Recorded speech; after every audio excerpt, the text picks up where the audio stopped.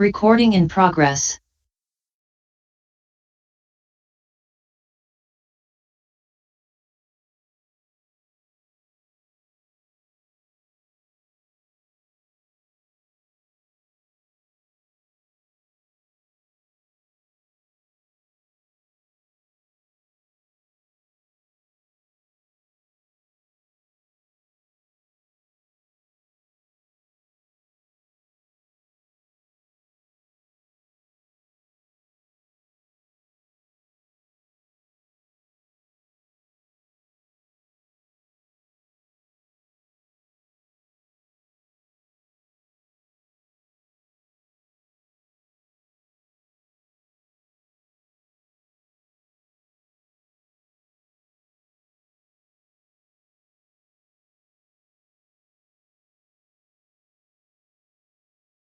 That they are present. Clerk Flintoff, please call the roll.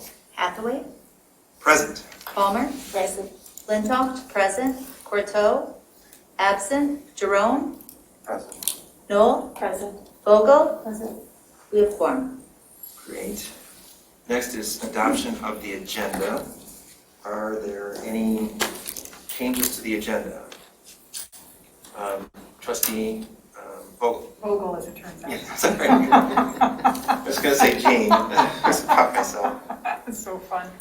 Hey, a new business, and just in general, I'd like to suggest that J7 and J8, which are the Seed Road pathway items, and I'll be bringing it But they're outside. not included on the plan. It's ready to begin.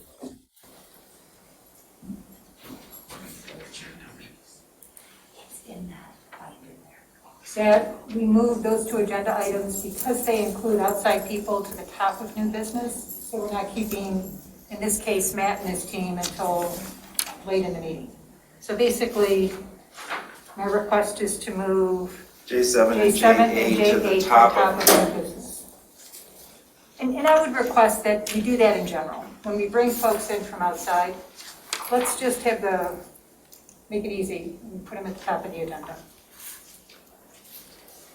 Well, if there are no objections, we can do that. And Will, I just wanted to pull payment of the bills from the consent agenda because we have two to add up. Okay, so that would make that, I don't know, is that unfinished business or is that That's new business. new business too? All right, well, let's put that,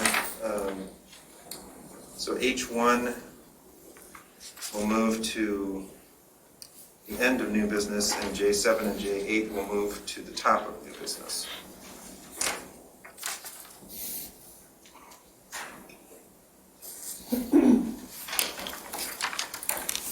Are there any other changes to the agenda? Someone ready to move approval or adoption of the agenda? Moved by Vogel, support by Knoll. Please call the roll. You could also just. Oh, can we do it by voice vote? If you wish, you could just say all in favor, say All yes. in favor, say aye. Aye. Any opposed? All right. Next is approval of the minutes. We have one set of minutes. These are the minutes of the regular meeting of January 11th, 2022. Are there any corrections to these minutes? I have one. All right. Page 2, under Vogel reflected, I misspelled, I put them instead of theme. Are there any other corrections to the minutes? Trustee Jerome. Yes, so I had a couple clarifications on the comments that I made. I guess somehow they were not captured accordingly, even though I read them. So on page 2, rather than Jerome had no specific corrections but said he was disappointed, I actually said I am disappointed to see how the minutes were captured. They have not changed at all to address the comments and concerns expressed by members of the BOT. I am not in support of the minutes as presented. And I'd like to have it changed. Okay. To read that. Additionally then, on page 7, the Jerome said the Budget and Finance Committee should meet every single month. Actually, what I said was the Budget and Finance Committee meeting should be about policy and procedures. This has not been the case. This committee should meet regularly like our other committees, and that Budget and Finance has a cadence. It doesn't turn on and off. The constant review of financial records ensures a minimum of miscues. I would support the administrator head this effort as he has been tasked with these responsibilities per his job description. Discussion of staffing should be led by the administrator of the township in a completely separate meeting, as the lead of township staff and hiring and is not germane to the Budget and Finance Committee.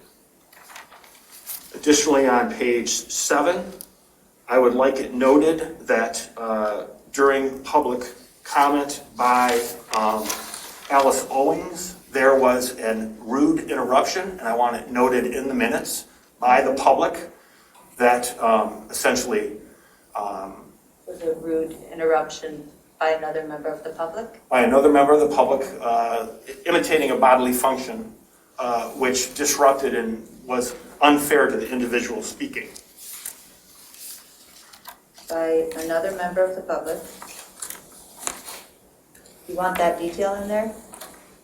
You About could the just say, bodily function, or do you just want rude? I think it's important, a rude offensive act. A rude, How is that? offensive interruption? I think it's important that we name what's happening with regards to some of the issues that people have done. Additionally then, page 12, this is, I'd like to strike, Jerome suggested Flintoff's duties may have been reduced, because I think I read this twice actually to clarify exactly what I had stated. On the subject of compensation, I do feel that the duties and responsibilities of both the clerk and supervisor have changed. The hiring of a township administrator has altered the landscape of job duties and reporting for many positions. Utilities, fire, budget, human resources, etc., all fall under the administrator, which has greatly reduced the work of individuals for the better so they can concentrate on core functions of their statutory responsibilities. That was not specifying any one individual with regards to that. Which page was that on? Yeah, it was on page 9. Oh, page 9. Oh, I'm sorry, page Under 9. K2. It's confusing because there's 2 page numbers. Yeah, that's what's getting me mixed up. Additionally then, page 11, and here I do think it's important to have the exact statement. At 3:30 in the meeting, Ms. Stein noted, "Don't be a miserable expletive." I just want to make sure we're clear. So K5, Pat Stein, Correct. you would like it to say? Would like to say what seems to be sanitized from the meeting minutes, and the individual noted, "Don't be a miserable," B-I-T-C-H. Please expletive, please. Don't be a miserable bitch. And we'll use expletive for that. And I would like to note that the reason I'm stating these is that these are not appropriate for these meetings. Public comment should be a place for safe and civil discussion by the public with regards to anything they want to speak about. But we need to be able to conduct ourselves in a way that people feel comfortable, whether or not they are for or against a particular position. And these are not appropriate comments to make in any meeting, quite honestly, and far less in this township meeting. So you'd like me to add, don't, that she said, You could do, don't be a miserable, and you can just use the expletive. You don't need to actually use the language. okay, thank you. So I could just Language. use, Use the language so people know. I'm sorry, it's not time for public comment. Thank you. Alec, I'm just really trying to get what you wanted to say. You could do, don't be a miserable, and you could have blank, and then have Okay. expletive follow that, so it's very clear. Okay. Additionally then, on page 13, there is no capture of any of the comments that I made with regards to the Kubota tractor purchase.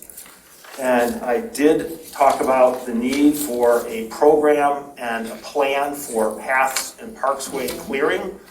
And it needed to be township-wide, and we needed to develop an approach that was built into how we are going to incorporate not only what we have currently, but how we're going to incorporate future needs.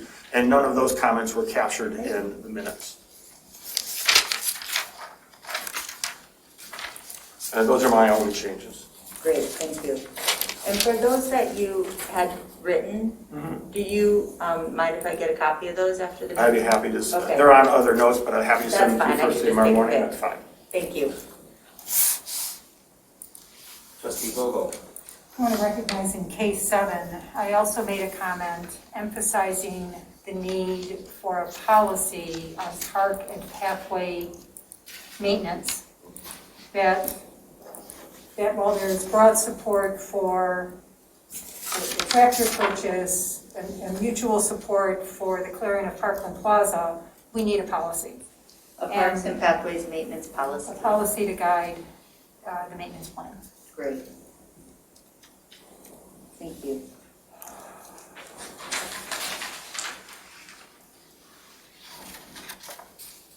Actually, I've got one more.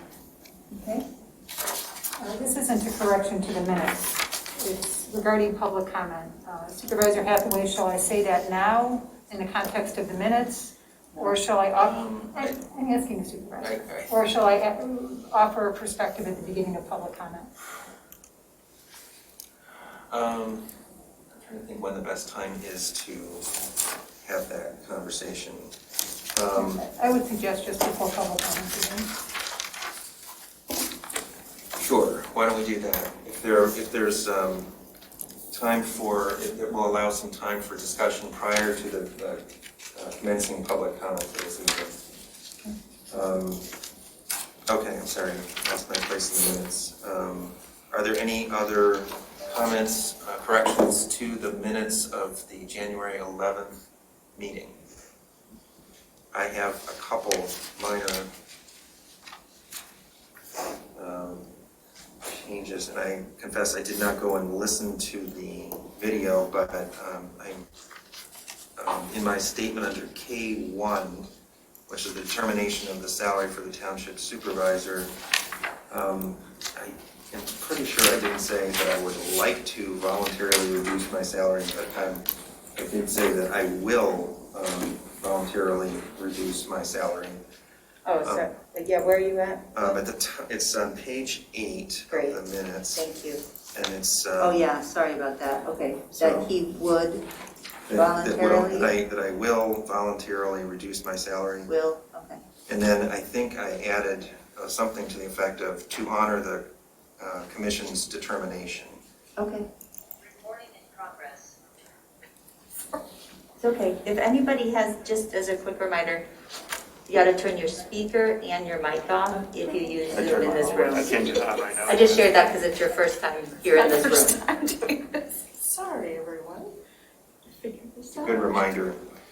All right. Are there any other corrections, modifications to the minutes? Seeing none, is someone ready to move the approval of the minutes as corrected? Moved by Jerome. Support? Support by Flintoff. And can we do this on a voice vote? I believe so, yeah. Okay. All those in favor say aye. Aye. Aye. Those opposed? All right, we've adopted the minutes. Moving on. Next is communications to the Board of Trustees. Clerk Flintoff. They're all here, no comments. Okay. Thank you, everyone who took time to write to the Board of Trustees. That brings us to public comment, and before we commence with public comment, let's have an opportunity for members of the board to comment on public comment. I'd like to just read a short statement. The tenure of public comment is shifting from perspective. Yeah, this is hard. I'll try.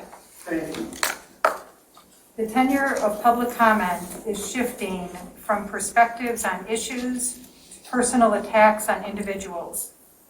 There is a culture of fear and intimidation that is emerging. It is hard to be on the receiving end of a personal attack. More importantly, it does not serve our community well. I hope Scio never has to take the clerk up on her reference to a class on how to be insulted by the public. That is not the Scio Township I know or aspire to. A journalist who wrote one of the many recent articles in local media on the recalls, lawsuits, letters to the Attorney General from a small group of Scio residents, had a wonderful observation about his conversations with Scio residents. When I wished him a Merry Christmas at the end of our conversation, he said, "The people in Scio are so nice. Everyone wished me well." That's not how it is, and he named another community. We need to protect that character in Scio as much as we need to protect the open space and the rural character that our residents value so much. This board has a responsibility to represent all of our residents and a fiduciary responsibility regarding township funds. We are elected, we take votes. Not everyone will like the outcome. That is part of the democratic process. There is a mutual willingness on this board to hear all public comment. The request is that those comments stay focused on the issues. Thank you. Are there any other comments about public comments before we commence with public comments? Well, Oh, Treasurer Palmer. I wasn't in attendance due to COVID.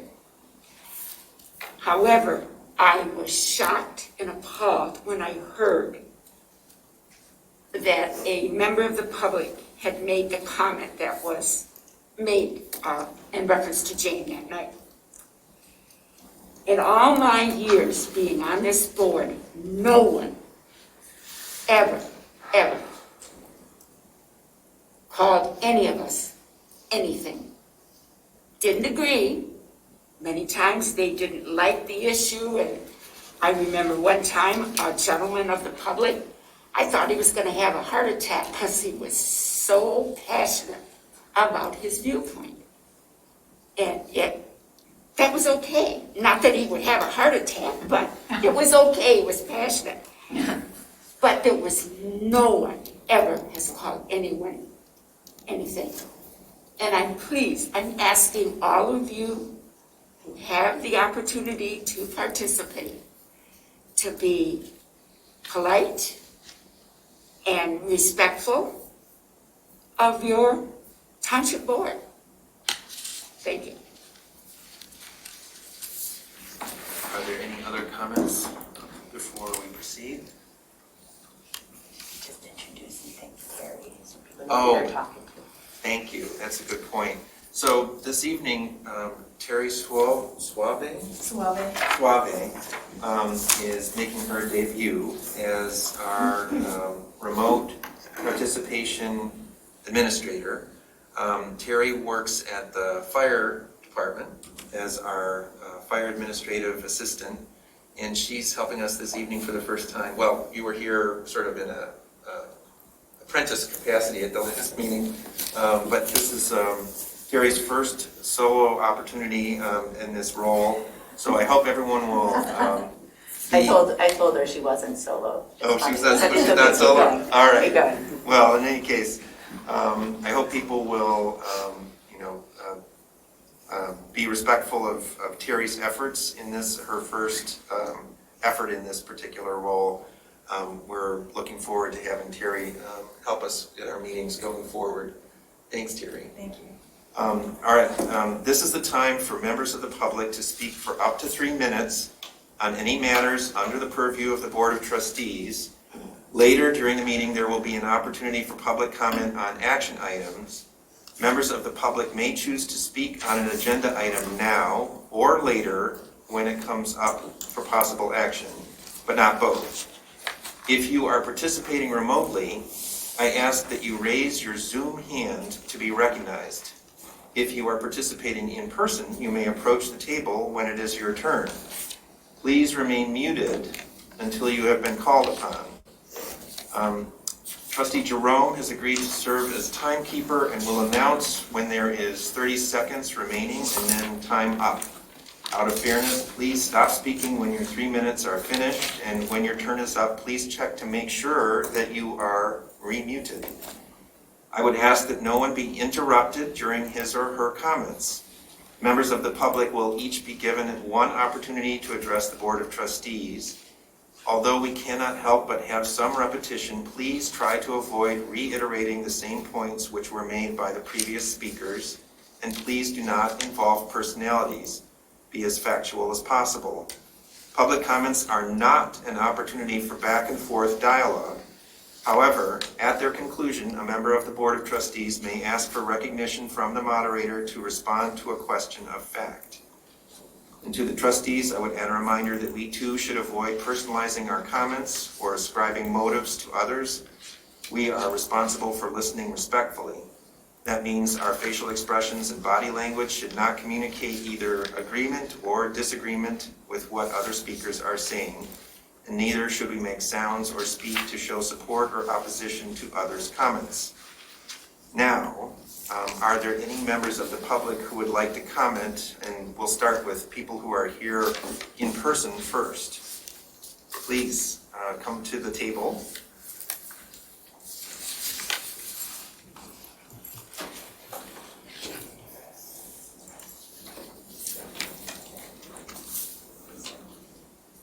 Good evening. My name is Abby, A-B-B-Y. My wife Amanda and I have made Scio our home since 2016. I loved Scio, but the day after Christmas, I was faced with a situation that I felt very unwelcome in Scio. I'm here to talk to my board, to my local government, to let them know, and it's going to be beyond the 3 minutes, so I'm going to talk the other 3 minutes and possibly during one other point to continue because it's beyond the scope. As you can tell from my appearance, I'm an immigrant to this country. I came here when I was 16 years old, during the last year of President Carter. I always felt welcome until the last 4 years of Donald Trump, during which time I was called more racial names over different issues, and because they can't tell my ethnicity, forgive me for the language, I'm going to use the word sand nigger, dago, speak, raghead, you name it. But of course, I'm not going to correct them so they can call me by racial name. I took a breather. When the new administration came in, I said, you're back to our local Scio. I had and same as everybody in the Scio, I want to talk about the elephant in the room, this recall.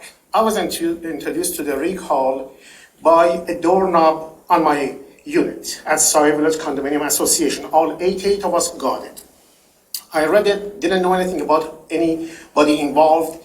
But the day after Christmas, I had the unfortunate and the displeasure of being introduced to the two architects of the recall, Pat Stein and Kenneth Reed, who were in our neighborhood. They approached me and they asked me if I would sign their petition. I said, well, what is your petition about? Could you please tell me? So we are trying to recall our township supervisor and two of our board members. I said, well, tell me about it. Why? Kind of like peeling the layers of onion, we got engaged in a discussion, on and on and on. So it's important for you to know when they approached me at the beginning, they didn't ask me, are you a US citizen? Because we want to make sure you can sign the petition. They handed me the petition and said, sign it. At the conclusion of when I realized I did not like their motives and I handed the petition back, then they tried to identify me at that time. What's your name? What is your address? I said, are you law enforcement? Why are you asking these questions? Then they went on, besides talking at the last meeting, where are you from? Where are you from? The old Truan tribe, to which I responded, that's called ethnic intimidation. It's illegal under the law. You did not vet me when you came to me first. You didn't ask me if I was a voter at the beginning. When you thought I was a yes vote, you handed me the petition. When I became a no vote, now you want to know my full name, my address, and my ethnicity. To what end? I said, that's illegal. It has criminal statutes attached to it. So if my time is up, I'm going to continue because I'm very unhappy. And my wife and I feel very unwelcomed with these people who are using their personal motives. They keep saying, let's save Scio, we need to save Scio from them. That's who we need to save Scio, because they are selling a bill of goods to people. They have ulterior motives behind the scene. I get into it because it was a 25-minute conversation between the two of us. Between the three of us, rather, I should say, because Mrs. Stein was there too. To which I went step by step to find out. I said, well, your biggest issue was that you wanted the township supervisor to give... Gabby, I think if you want to continue at another point when you Thank you. have another I'll continue at the next comment, maybe then you can. Sure, I'll continue at the next stage. Thank you. Thank you. Are there any others present who would like to speak during public comment? No? Okay. In that case, do we have remote participants who We would do. like to speak? We have Rob Pattinson, followed by Paula G.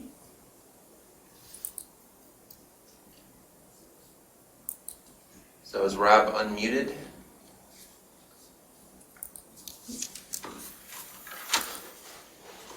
Rob? Can you hear me now? Yes, we can hear you. Okay, thank you. Rob Pattinson, Scio Township. Last night, the Planning Commission had a several hours long meeting, and one of the primary topics of discussion was the party barns issues that we have in Scio Township. The Herons have put together a plan for an event venue, and unfortunately, they are putting forward this application while Scio Township is in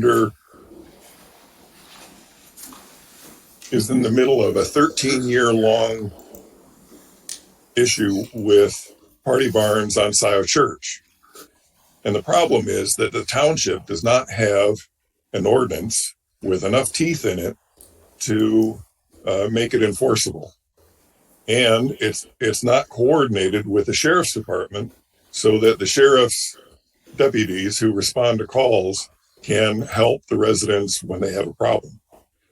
I believe you now have an opportunity to address this issue, and I hope you treat it as an emergency the way you did the fire inspection ordinances earlier in the summer, to put together an ordinance that will allow sheriff's deputies to take action and write tickets when they get calls. Of the 14 deputies that are assigned on and off to Scio Township, only one of them is an ordinance officer, and he doesn't work at 9, 10, 11 o'clock on the weekends. So we need something that can coordinate with the sheriff's department. And I believe, like I said, you have an opportunity now to address the issue. Thank you very much. Okay, next we have Paula G, followed by Pam Boyd. Yeah, Rob touched, this is Paula Gloverson, Scio resident. I also watched the Planning Commission last night. There's a couple of reasons why I did, and I didn't really know the Heron Farms was on there, but I knew the Marshall Road situation was on there, and I was curious about it. And, yeah, it's great for the poor people that for 13 years who have suffered under the party barn event. I think what the real issue when I listened to the Heron Farm is they have no grapevines. They want 150 parking spaces right there at Dexter and Ann Arbor for those who are watching the board meeting. And that's zoned agricultural, and I think it should stay agricultural. They don't really have agriculture. A few haystacks.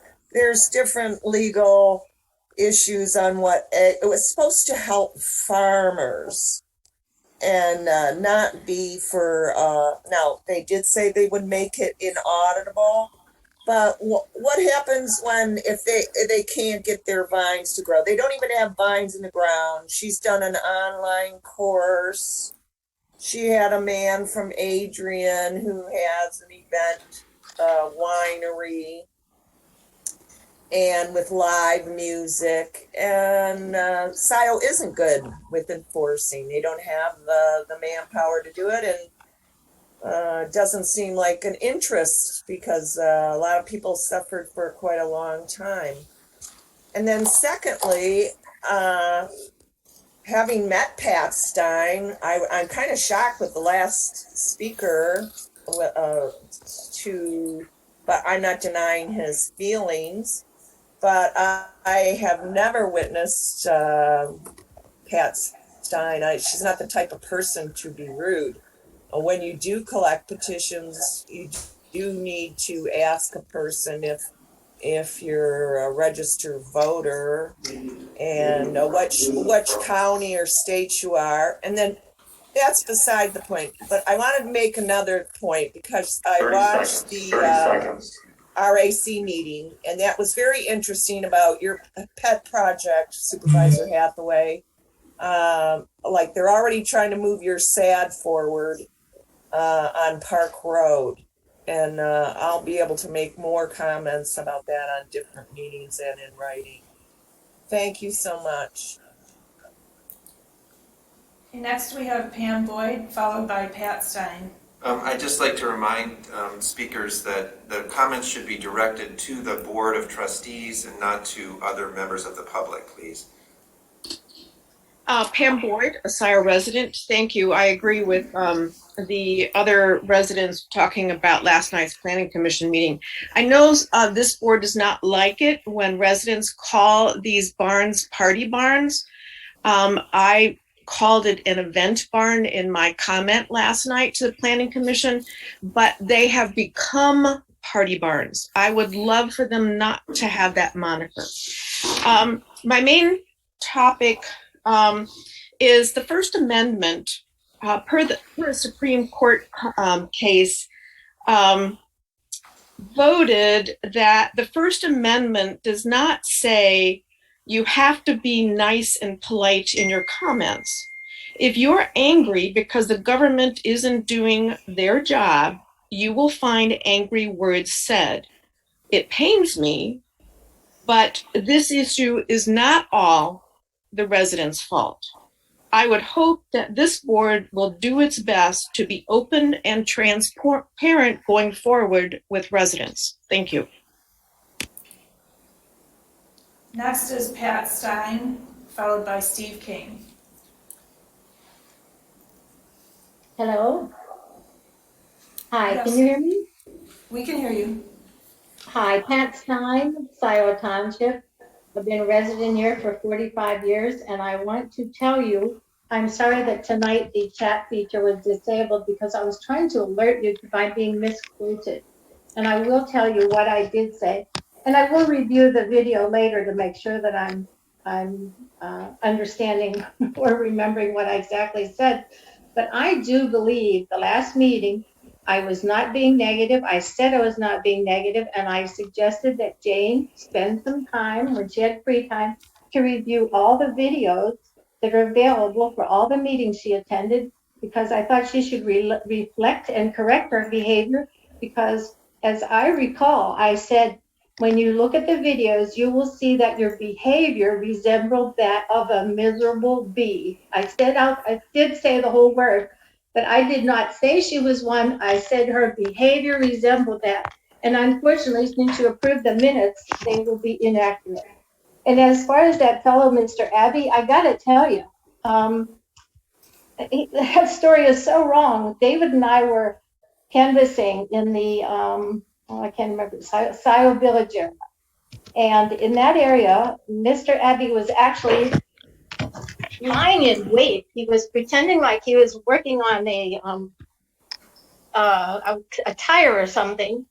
And he was waiting for David and I to approach. And the encounter was brief, and his comments were, I'm sorry? Because she's addressing me, she's lying. Okay, I'm still So I have a right to respond because she's directly addressing me. I'm She's still directly talking. addressing me, so I have a right to respond. Abe, my suggestion here to both Abe and Pat, if I may, is that you know, I don't want this space to become a place where conflict between residents becomes inflamed, okay? And this is not appropriate to be kind of debating what happened. I mean, Pat, I believe wholly in the First Amendment. You may say whatever you want, Abe, you may say whatever you want, but this is not going to get resolved here. And certainly we're not going to decide what happened on a particular day. So I would ask, Pat, if you could please direct your comments toward the board or, you know, toward anything under the purview of the Board of Trustees. That would be appreciated. And again, Supervisor Hathaway, you are the leader. of Okay, this then meeting. What is your may I perspective finish on my this? comment? Okay, May I so finish? May I finish? Yes, Abby. May I direct a comment to the board, please? May I finish my, She got any comment? to may the I board? direct a comment to the board?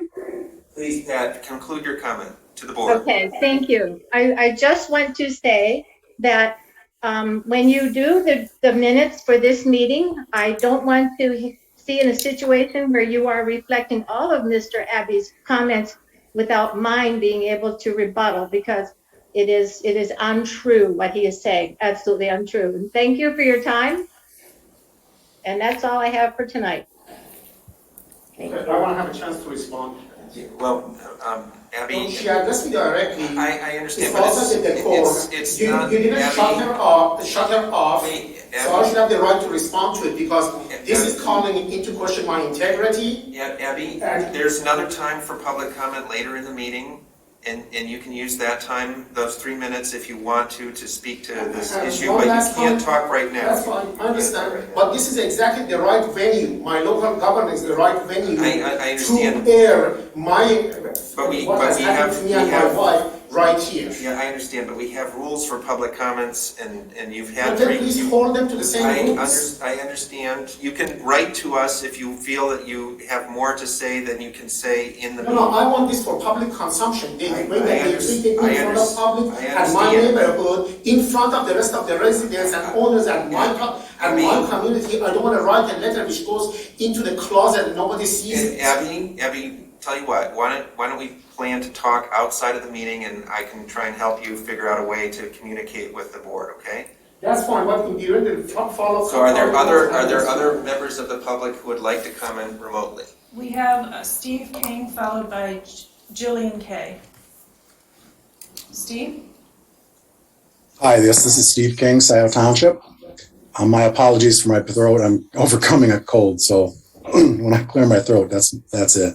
I did want to echo the sentiments of a couple of other people regarding the zoning for your potentially, they've called it a party barn, but having relatives with homes in northern Michigan who have experienced this type of thing, that's really what it becomes. And I think what's happening is they're trying to get around ordinances and zoning. And I would like to, caution the board to make sure that the zoning is correct. If it's zoned for commercial, which is what this use it really looks to be, then there are different things that need to be taken into account. Agriculture has different coverage. And knowing this from personal experience, that's really where that part needs to be taken care of. Is the correct zoning, the correct usage, and then, the usage of that could be covered correctly by law enforcement, fire department, etc. So that's that one part of it. Secondly, I'd like to mention something about the upcoming part of the Z-Road walkway, and having, live out in this direction, and mentioned previously that driving westbound on Miller Road to Z-Road and then continuing west to Dexter Ann Arbor Road, the current fence line that's up there is very much a hindrance to being able to view oncoming traffic from the left or the south. And, continuing this walkway down the other way really doesn't seem to fit a purpose, something that I can see in my own, because the population in this area north of Miller towards Palmer Road is very light, and creating a walkway which is more well suited for higher traffic walkways in the city doesn't really seem to have a good purpose or a reason for being invested into it. I'd just like to raise that question and see if I can find out what the real end goal of this walkway is, because for the 30 to 40 years that I've lived in Scio Township, I don't see how a walkway in that area would be very highly trafficked or a very good use of public funds. That's all I have for tonight. Thank you for the time. Jerry, anyone else? Jillian Kay, followed by Jonathan Greenberg. Jillian? Good evening. I'd like to speak about the potential event barn on Dexter Ann Arbor Road. Reviewing these applicants, the project and whatnot, it just seems that it's bypassing, it's putting the cart before the horse, so to speak. It's really about having an event barn rather than following the protocol of what an agritourism business is. The agritourism business was set up to help farmers because, as you know, farming is a dying industry. It's been taken over by big business or big ag, excuse me. So, there are certain rules on federal, USDA, state, and even local. I sent an email regarding this yesterday and breaking it down. So the Herons have a great plan. I really like what they want to do. However, they're not farmers now. They don't have vineyards. They don't even have vines in the ground. They don't have grapes, and their whole process or the whole project is to have a winery. You cannot have a winery without grapes. You cannot make and you can't have grapes without vines. And as an avid gardener, and I was a farmer for 5 years back in the early 90s, I know how hard it is to farm.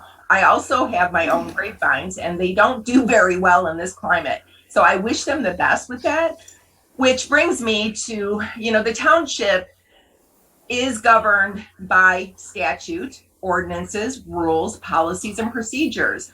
And a lot of the things that have been going on for a long time in Scio have not been following statute, ordinance, and so on. And we can see this even with our board right now. So, it's amazing how there's some rules regarding public comments and what should and shouldn't be said. But what it really boils down to is that we're not following what needs to be done to take care of residents in our township. For example, there's a parks management committee that was created, never went in front of the board, and it's in full swing, I guess. I mean, I'm still looking into it, but again, not following the rules where things need to be transparent and open, just like when you were campaigning, you promised. So let's get our act together and start following procedures and statutes and ordinances for the best of all residents. Thank you. Thanks, Jillian. Jonathan Greenberg? Jonathan? Hello, good evening. I'd like to thank the board for continuing to support public comment and public participation over Zoom. Most of us, or many of us, now spend our days at work this way. Did you lose the audio? Jonathan, you're cut out. We can't hear you, Jonathan.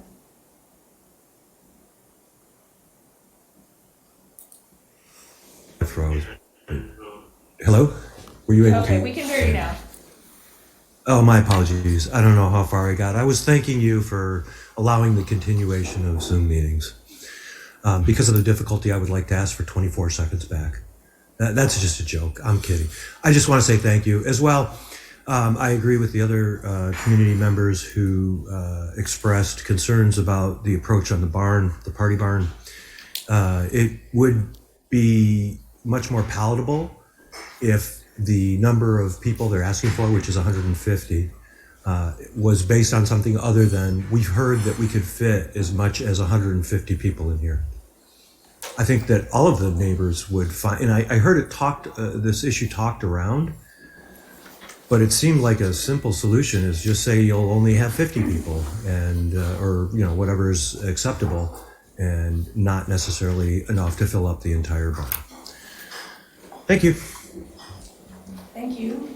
We have no more hands up at this time. Thank you. Let's move on to reports. These are an important feature of the board meetings where we receive status summaries of township activities and announcements of noteworthy upcoming work items.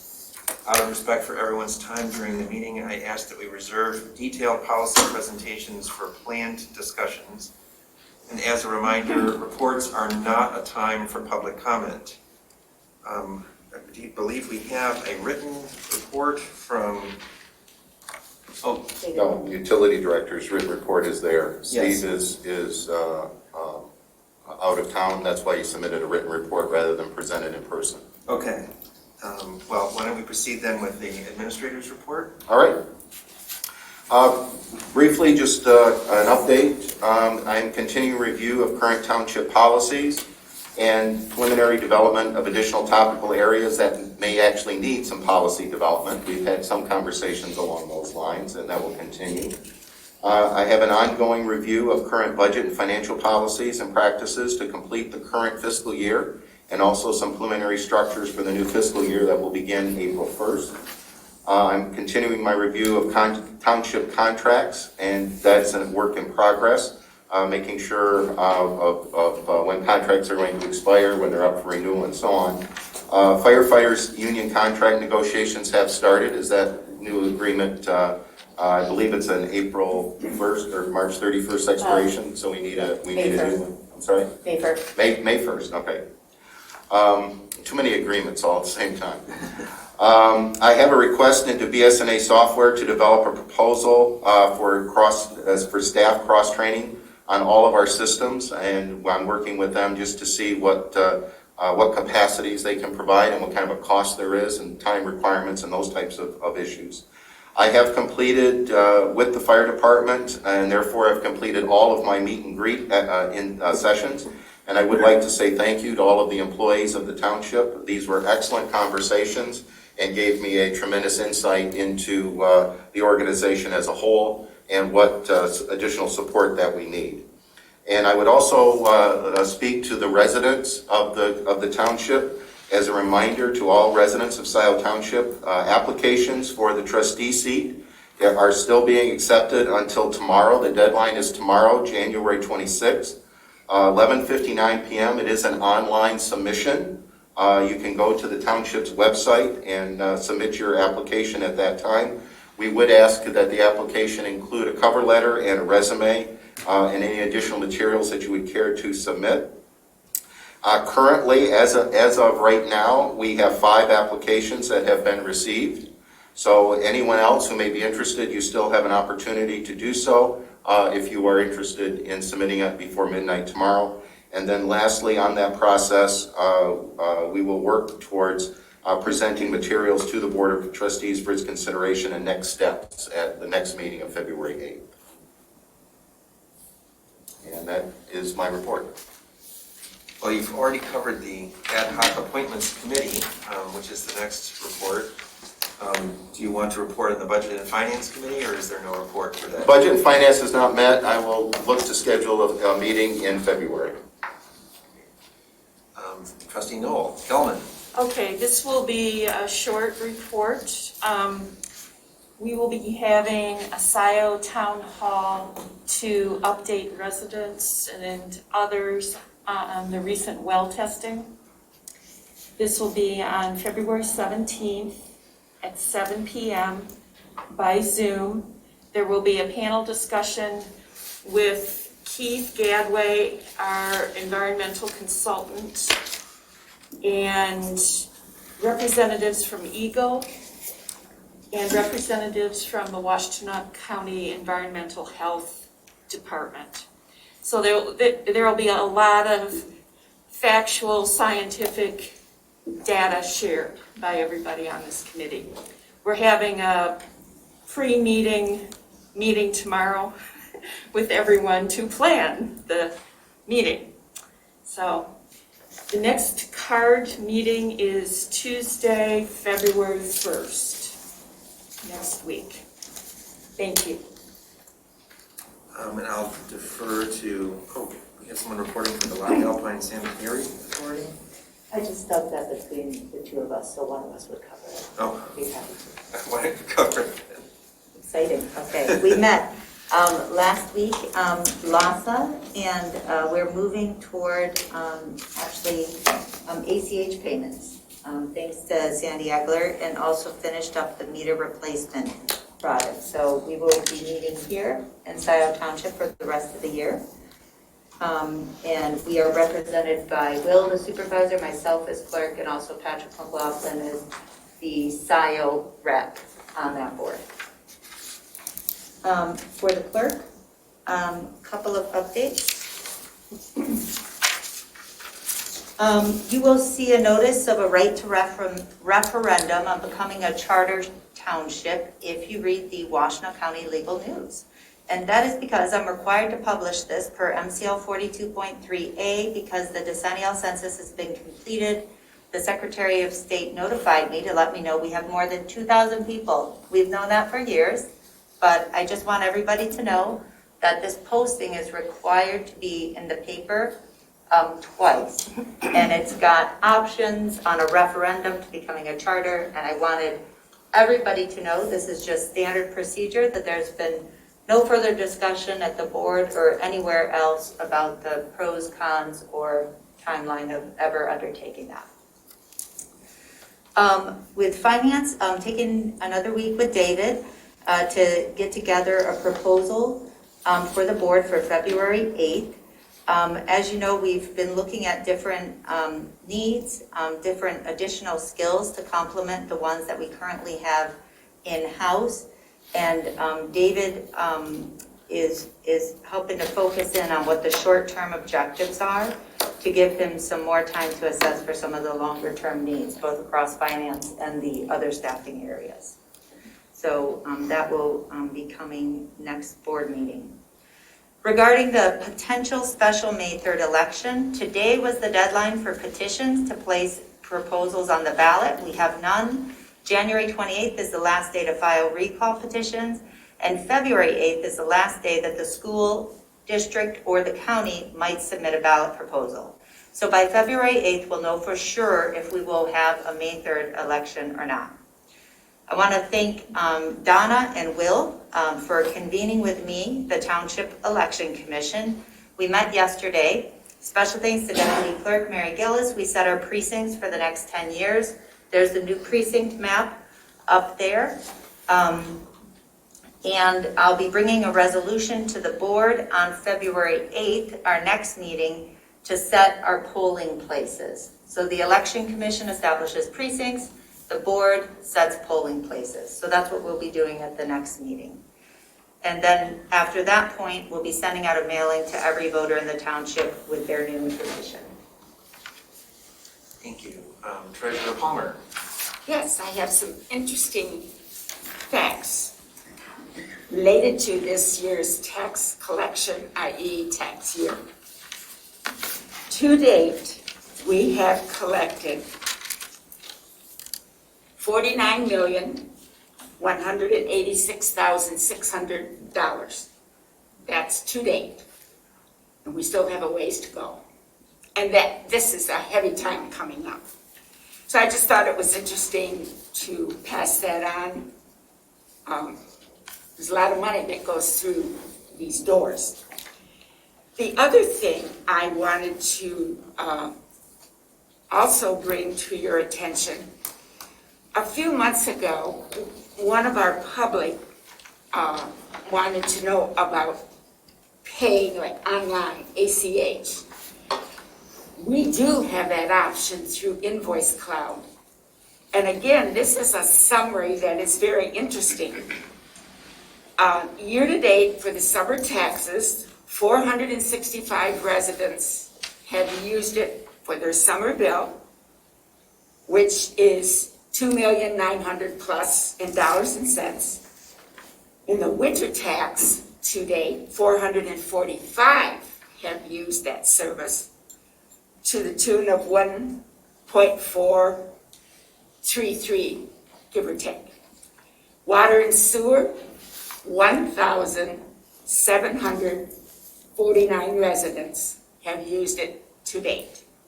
And that's just under $1 million in payments. So it is out there, it's Invoice Cloud, and if you go on the website, you can get the information. If you need to sign up, check with our utility department with any questions that you have. So it is a service being used and it does continue to grow. So, and that's it for tonight.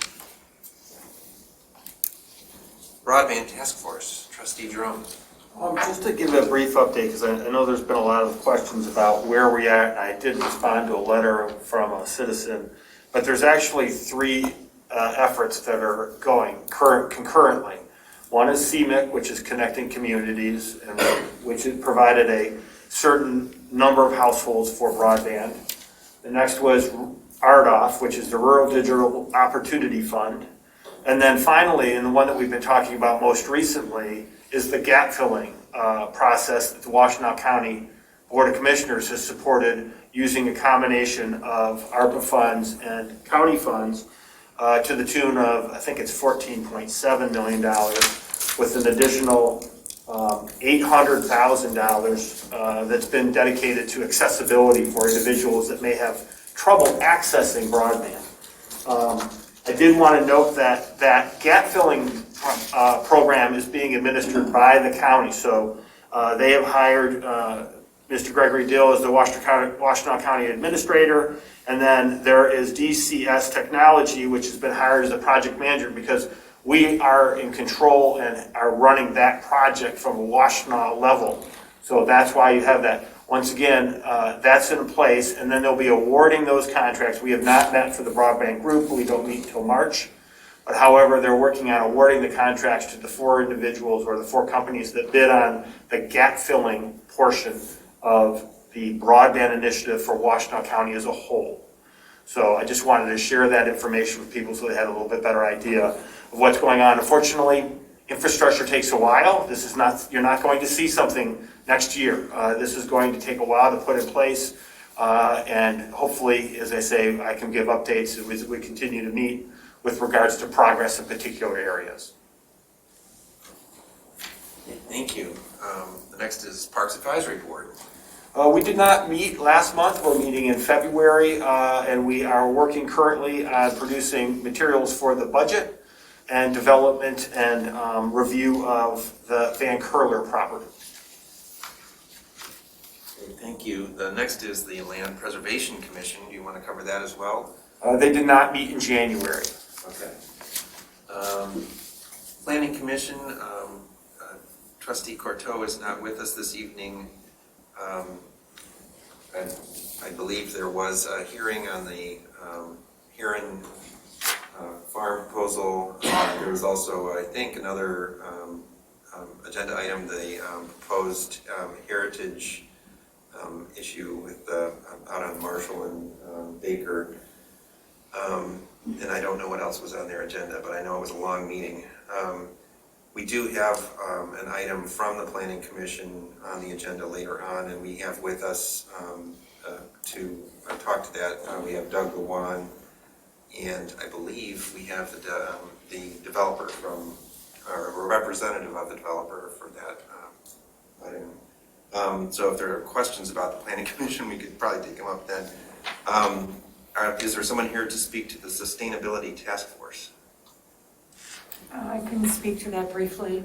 The really fun news there is, as you might recall, we had the 2 graduate students last year from the School of Environment and Sustainability at U of M, and they helped us sort of get the task force set up, right? And we now have 5 additional U of M grad students from the School of Environment and Sustainability who will be of support to the task force as their master's project.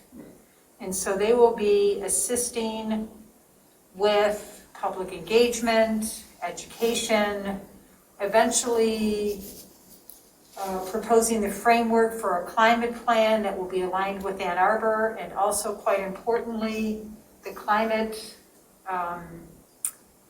public engagement that is underway at the county.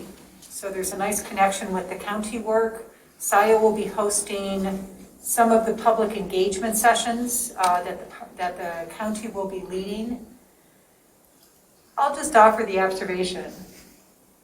Given how smart and capable and passionate and driven these students are, we were wowed by how much 2 students did last year. And I think the Parks Group is having a similar experience with the natural features inventory that they had a student working on. I just think 2 students, I just think it's a tremendous asset to the township. So it's all great. Early days, way early days. They're gonna meet the task force at our next meeting in February. That task force is organized into 5 little work groups. Those students might align themselves to the work groups. We'll see. Our goal is to help these students be successful in their master's project, because that comes full circle to just a tremendous contribution to this lovely township. So really pleased to share that on behalf of Jacqueline Courteau, who's the trustee rep, and Jan Culbertson, who's the PC chair. And you could roll right into Transportation Alternative Planning Committee. Play in words, I like it. There you go. Okay, so later today, we will be taking up Zeeb Road Phase 4. I appreciate our resident Steve King earlier and his questions. You know, in COVID, we're probably a little behind the game in terms of really sort of communicating what's going on. The reason Zeeb Road has been the priority is to connect the township to the border-to-border pathway system that is progressing along Huron River Drive. That pathway is already at Zeeb Road coming from Dexter.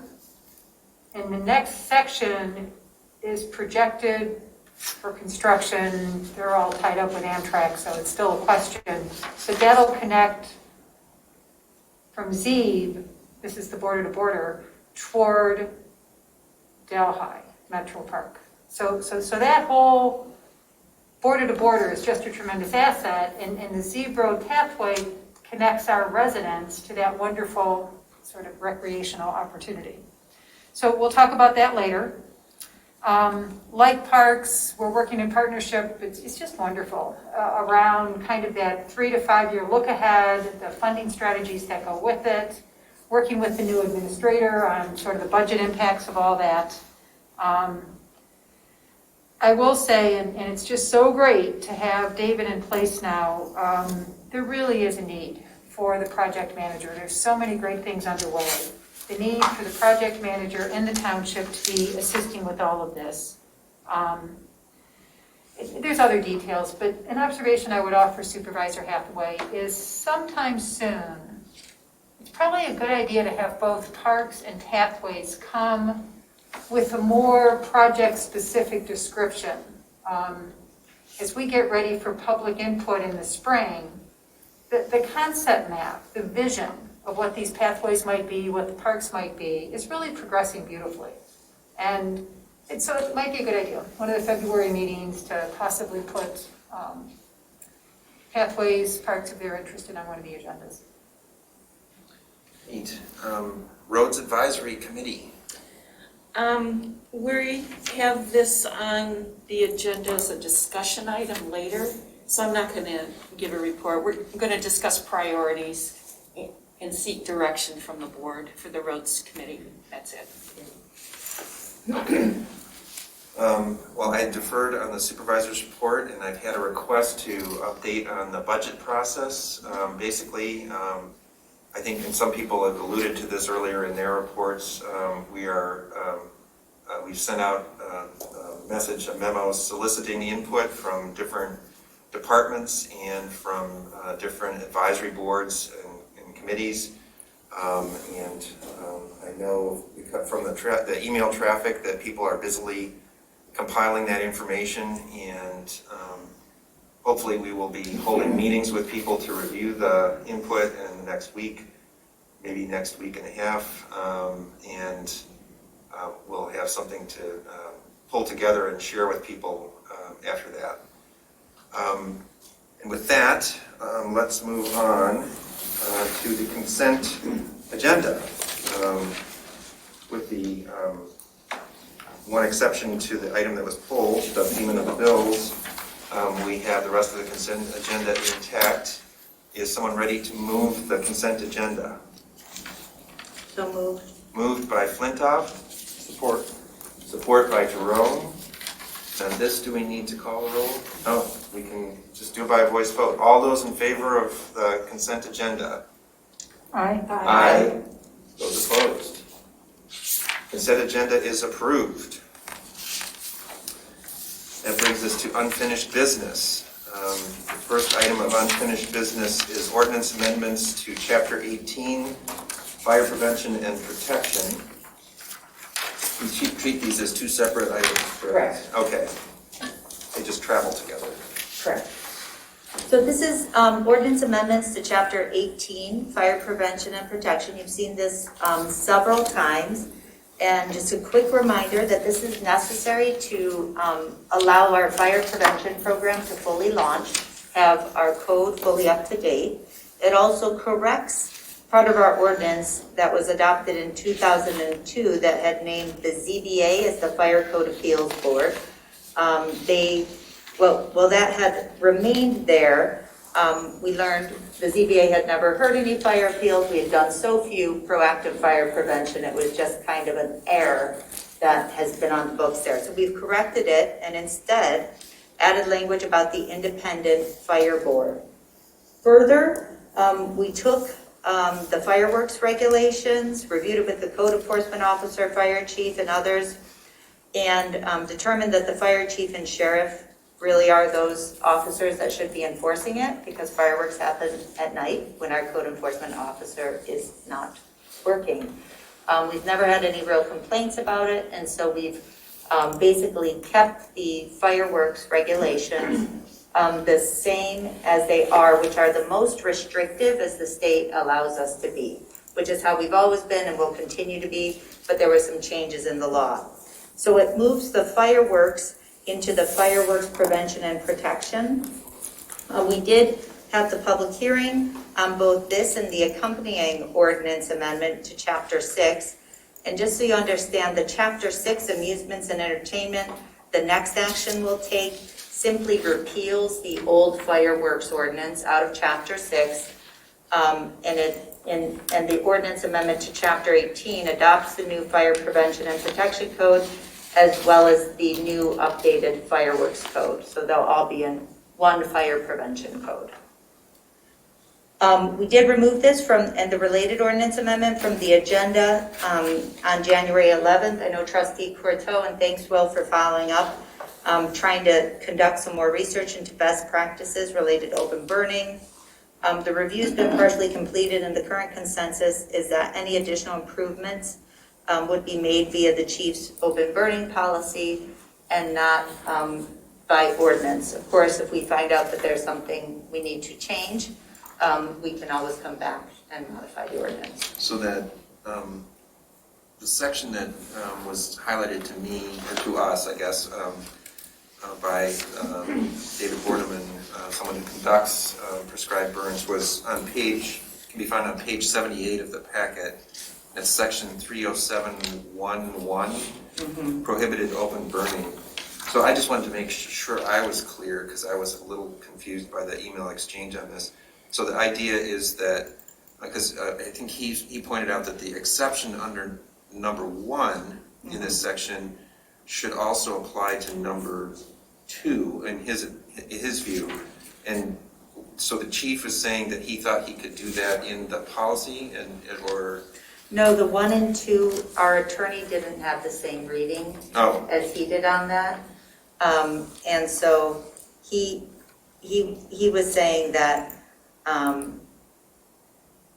you're saying the exception should apply to number 2 as well? I think that's the point that he was making, that the exception should apply to number 2 as well as number 1. And it wasn't clear from the language that it did. Okay. We could make that explicit if you wish, and I could ask the attorney how to make that even more clear. Sure.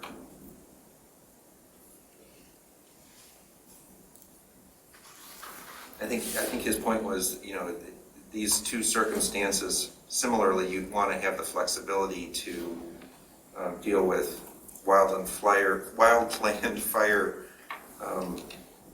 threats. And so Right. you want to have that flexibility in both circumstances. Got it. So I won't try to wordsmith this here, but I will just make sure I state the intention is to make clear that the exception in bold under subsection 1 applies to both subsection 1 and 2, correct? Yes, I think that was his point. And Chief Hood's already been in dialogue with Dan and Jackie last fall about the policy, and there doesn't seem to be anything that would prohibit a proper prescribed burns.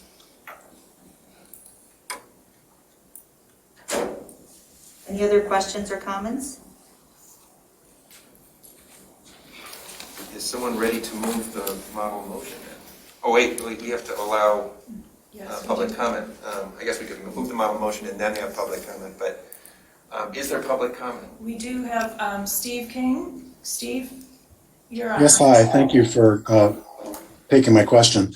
My main concern is amendments to amusements and entertainments. There are 4, maybe 5 times in the year we're in our neighborhood, the Wagner-Miller intersections. There's a lot of fireworks that go off on Memorial Day, 4th of July, Labor Day, New Year's Day. That's true, yeah. And it's very, very loud, very bright. And we get covered from the Wagner area with Pratt all the way from, North Maple through Craig Road, because there are at least 3 occasions where all of those areas were lit up. They lit up the sky.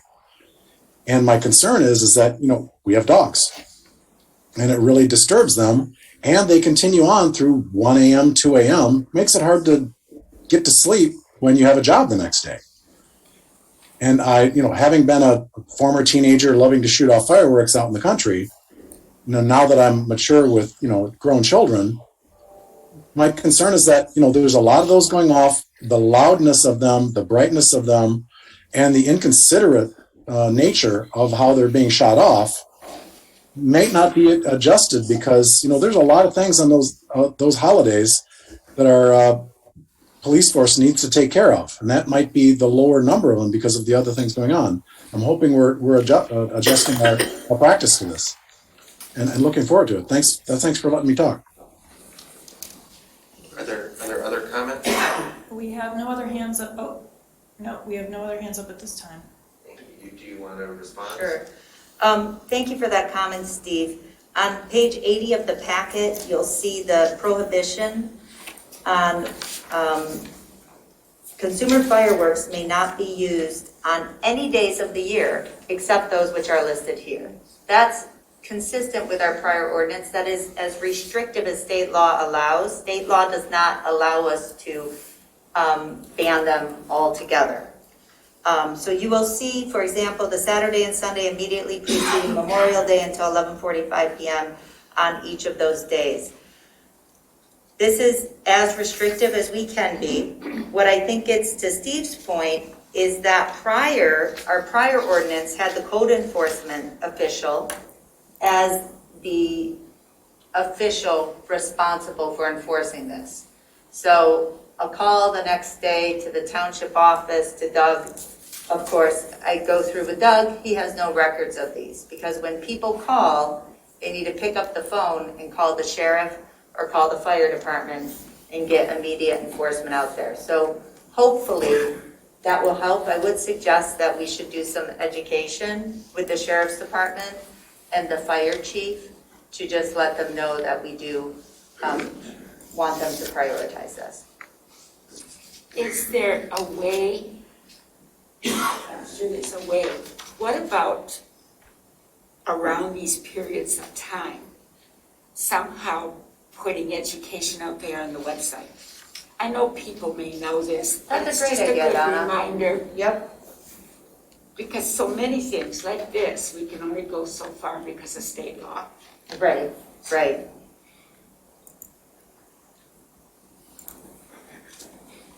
It's a great idea.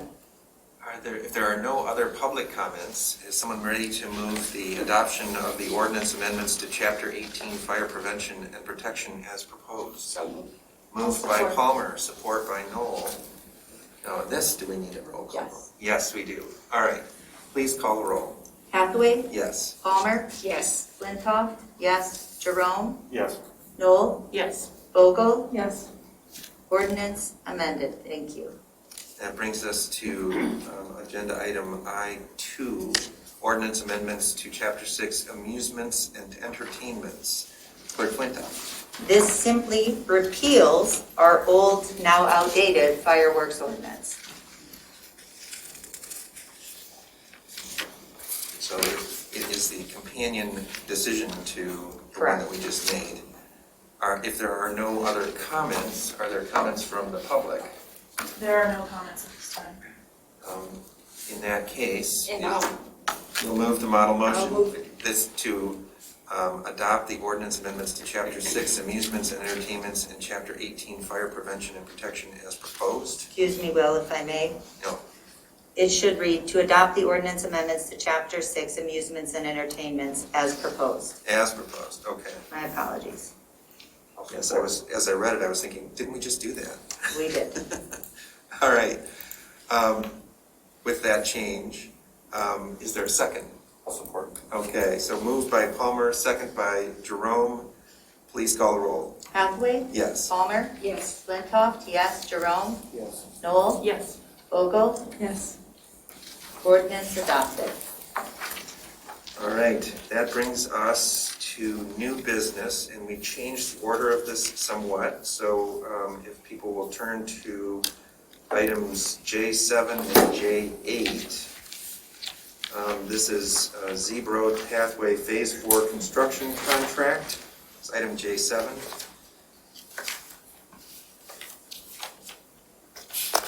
You know, if Matt Parks is with us, we ought to elevate him to a panelist so we can, Yes.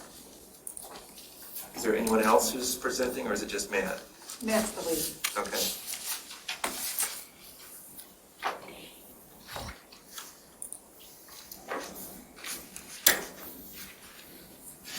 And Will, if I could, just one procedural reminder on the roll call.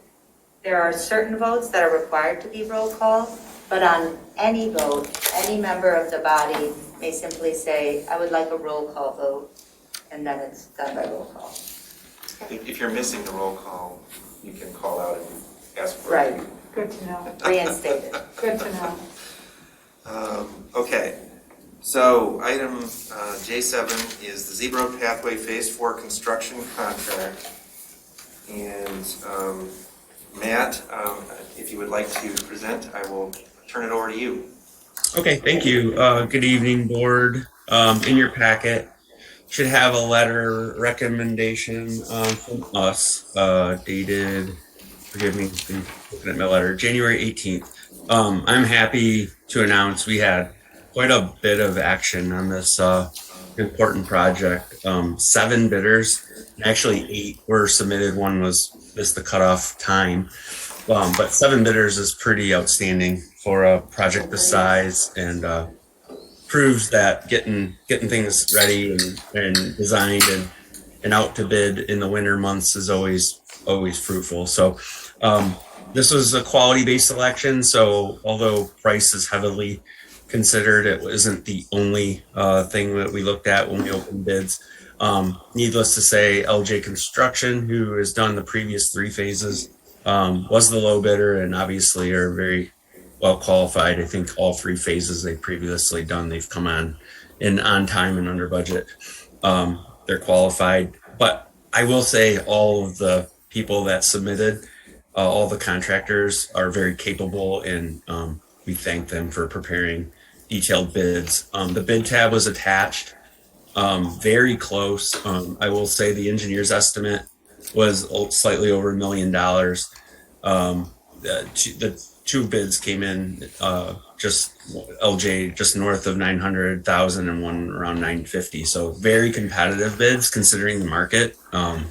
We've seen bids come in way high lately. Materials and labor are increasing inflation's definitely playing a pretty major role. So these are excellent bids, excellent contractor. Our recommendation is to move forward with LJ. The part of the reason why this is an important contract is their first step will be to start with some of the tree clearing, and the design incorporates a lot of carefully planned design to minimize the amount of tree impact. But those trees need to be downed and taken out before the March 31st deadline for the Indiana bat. And so we would like to get this recommendation approved, contracts executed, so the contractor can mobilize in March. I got another item about our services, but we'll plan on some public meetings here in the near future should the board move this forward tonight. So we're recommending, as we typically do, the amount of $912,858 with a small contingency budget. In the past, we've never tapped into those, but it's always good in case you run into an unknown. So our recommendation is to approve this as outlined in our letter. Are there comments or questions from members of the board? Trustee Vogel. Yeah, so I really do want to recognize the very, very good work that OHM continues to do for this township in its full service engineering role. I appreciate a point Matt made in a conversation earlier today that the excellent field work, the excellent field presence that OHM provides contributed to a very competitive bid from LJ because they know they can count on a really solid partner with OHM. So that's really great. There is a funding strategy, and I'm actually going to do it now because this is the big bulk. Basically, this project will be just the high side of $1 million. And TAP is making this recommendation in terms of a funding plan, and it's going to require a friendly amendment to, I think it's this motion, the fiscal impact. We're basically going to suggest the wonderful partnership with Representative Donna Lazinski in securing the $1.5 million for pathways. 750 of that is dedicated to extending the zebra pathway to the border to border. So TAP's recommendation is to allocate the 750 to phase 4. We got another funding plan for phase 5, so put a pin in that. So the 750 from the Lazinski grant goes to phase 4. We're going to, and this is where the amendment's going to be required. We're going to suggest that we draw $100,000 from the township's road fund. That's the fund that's been in place since 2014. It's an assessment of, what is it, Donna, $85 per parcel. 10% of that is allocated to non-motorized pathways. It's my understanding, it's my note on this, the current balance of the non-motorized portion of the road fund is approaching $489,000. So we're going to access $100,000 of that with the board's approval for Zeeb Road Phase 4. That means the draw from the park and pathway millage is only, I'm going to round this up, $215,000. Across both these items. Across both items. Here's what I want to recognize. When our residents passed, when we built the case for the park and pathway millage, we promised our residents we would leverage dollar for dollar. We are overachieving that by a country mile. The park and path, Zeeb Road Phase 4 will be paid for 80% with non-millage dollars. Only 20% of that cost will be covered by the millage, which is just really great. And Parkland Plaza, it was about 30%, maybe 35%, because we had those 4 great community partners. Seab Road Phase 3, we had the 2 previous grants, the Scio match. There's residual for that will feed into Phase 4. So I just want to recognize TAP and for the great funding strategy, the partners that have emerged across the community. So basically, we'll just have to make a friendly amendment on the fiscal impact to include approval of the 100,000 out of the non-motorized portion of the township road fund. I think it probably, the language would have to go in the motion itself. May I take a stab at what you just said? Please. To award the contract for Seab Road Pathway Phase 4 construction to LJ Construction in the amount of $912,858 with contingency of $50,000 for unforeseen circumstances to be paid for from 208-753-978, funded by the $750,000 MEDC grant that is pending, $100,000 from Fund 400 fund balance for non-motorized transportation, and the remaining $112,858 from the Fund 208 fund balance. 200. The last number Well, you said is. I think we're Oh, gonna I have see. to, we're gonna have to do the it. first item, yeah. Got it, Yeah. okay. Is the Lazinski grant coming through MEDC? It is pending through MEDC, is my understanding. It does come through. It does come through Yeah. MEDC, interesting. It's I didn't called know a that. Michigan Enhancement Grant. That earmark grant. Got it. Okay, that sounded good. And the only thing I would just say, it is pending, and so presuming that, it is proposed and that we accept it to appropriate the full $750,000 to construction. I don't know if there's any, requirement that it be spent a certain way, but. Well, there's a requirement that it be spent on this Seab Road project. Correct, Yeah. but I didn't know if there was any particular activities. No, and now to answer the question pointed over here to Phase 5.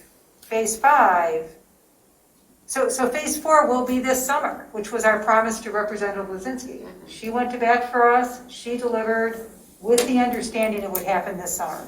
We are on track. I mean, just really exciting.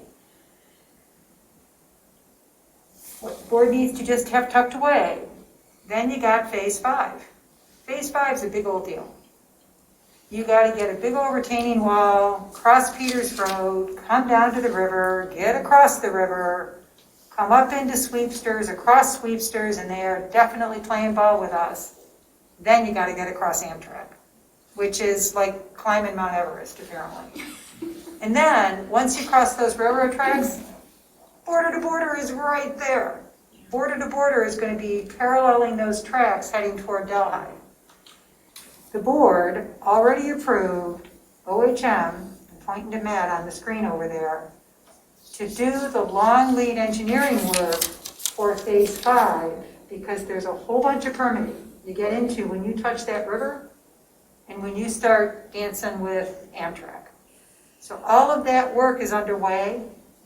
Matt will be coming to the board late spring, early summer with the results of that preliminary work. And at that point, it will potentially be a proposed contract for the engineering work for Phase 5. Here's what's really important for you, the board, to know. We also, and the administrator, we also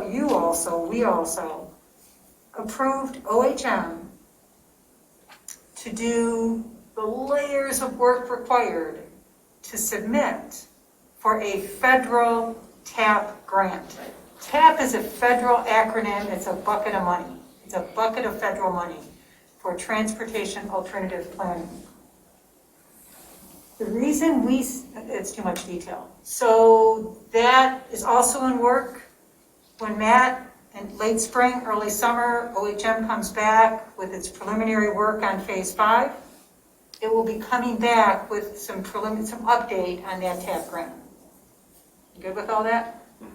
You good with all that? Yes. That's my nickel. Thank Quarter's you. worth. Yeah. You So got it. we now have a It's been motion. really Has the good work. motion been made? I have a question when she's not done.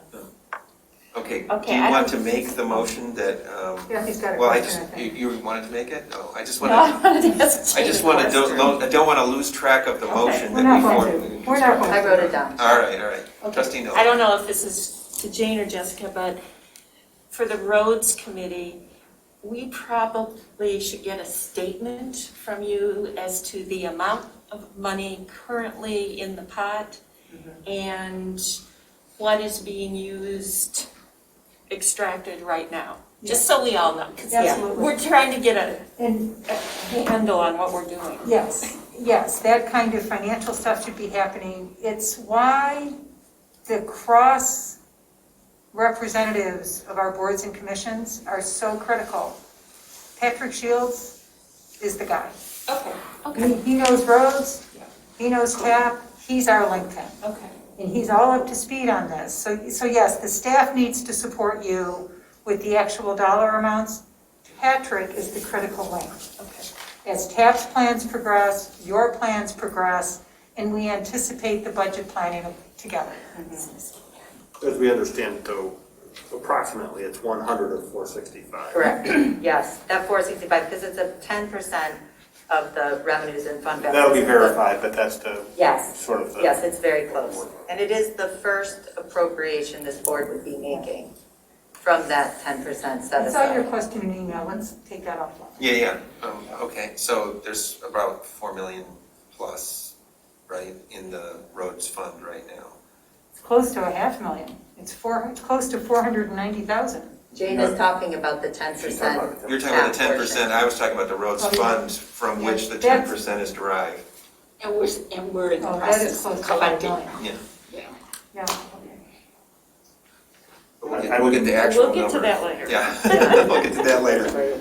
I would move the model motion. Okay, so the model motion as amended is moved by Jerome, seconded by, Oh, I will. seconded by Vogel. Sorry, I don't mean to point. Right, no, thank you. Thanks for helping me keep track. It's been bouncing around for this agenda. Are there members of are there other, before we turn to the public, are there other comments from members of the Board of Trustees? Seeing none, are there any comments from members of the public? We do have some comments. Steve King, followed by Rob Pattinson. Steve? Hello again. I do have issues with this entire plan because as a longtime Huron River Drive cyclist, I ride past that area of the border to border at least 4 times a week. Once every 4 times in the week, I see somebody on the pathway. I've ridden the pathway and I've encountered somebody maybe 1/3 of the time. What my concern is the old saying of which a man that once raised me said, just because you can doesn't mean that you should. Just because we can say we can get to this doesn't mean that we should. What you're looking at, is the old saying is the long pole in the tent. The long pole in the tent is trying to get over the river, get past Sweepster, and I see Matt smiling, he understands the term. It's very simple. The railways and all these other things are still things that are not considered. These are not solved, and these are very expensive things to get by. When I ride through that pathway, and I'm not as fast as I was when I was in my 20s, I don't see people using the pathway. So when I consider the millions that have been spent on this pathway to this point, and I do the math on how many people are using it, it's really expensive. And then when you consider Zeeb Road being just a piece of it, and you're not even starting at Miller Road, you have to start farther down because residents do not want to just give up their land or their eminent domain. You've got a piece of the puzzle that you're solving for. This is not a solution. This is a nice to have, not a should have. In the old project management days, we used to call it the Moscow list. Must have, should have, could have, won't have. This is a won't have. You have to lose it for all of the other things that this township needs to have done to support the current residents for all the infrastructure we need. I really completely deny the fact that this is a necessary deal. The border to border, God bless him, Luke Kidder, but this is not a priority for me or anybody else. I ride here in River Drive as a cyclist for the last 30 years. I will not ride that pathway. It's not needed. I will not walk that pathway. It's unneeded. You're chasing shadows. Thanks for your time. Thanks, Steve. Rob Pattinson, followed by Bill Doty. Thank you. I realize that Trustee Corteau is not here tonight, so I will channel my inner Trustee Corteau and ask that the trees that are going to be not harvested, that are going to be removed for this project, I would ask that OHM and LJ work with Commissioner Jan Culbertson. She's got resources for reclaiming the lumber from these hardwoods that are going to be cut down so that they can be used on the building projects for pavilions and the different parks that are going to happen in the next year or two. You have a chance to recover some of the damage of losing the trees by reclaiming the lumber that they generate. Thank you. Thanks, Rob. Bill Doty. Bill? Yes, good evening. I'm an avid bicyclist, been riding our roads for the last 22 years, and will remain on the roads, as another speaker just mentioned, because the pathways are too slow for a bicyclist. So I just want you to please keep in mind that we still need those bike lanes. And wherever we have roads that don't have bike lanes, they should be expanded to include them, because road cyclists, we're doing 15, 20 miles an hour, which is not fit for the bike path or for the walking path, the border to border, because those are the walkers, the dog walkers and joggers and so forth. And I have done that route on here on River Drive quite a bit this last summer, and I have seen the traffic pick up as far as walkers and joggers, but certainly not the bicyclists. We're staying on the road and we'll continue on the road. So just wanted to let you know that and advocate for bike lanes, please. Thank you. Next up, we have Kathleen Brandt. Kathleen? Hi, Kathleen Brandt, Scio Township. I had a question. Actually, I have two questions. The first one is there was a comment about a friendly amendment from the TAP committee on adjustments for funding for this. Is that recommendation in writing? I didn't see anything in the packet. I don't see minutes from the TAP committee from December. So is there something that substantiates that recommendation? So that's one question. And the second question is, when did the board approve OHM to do the pre-planning for phase 5? I don't recall seeing that. Thank you.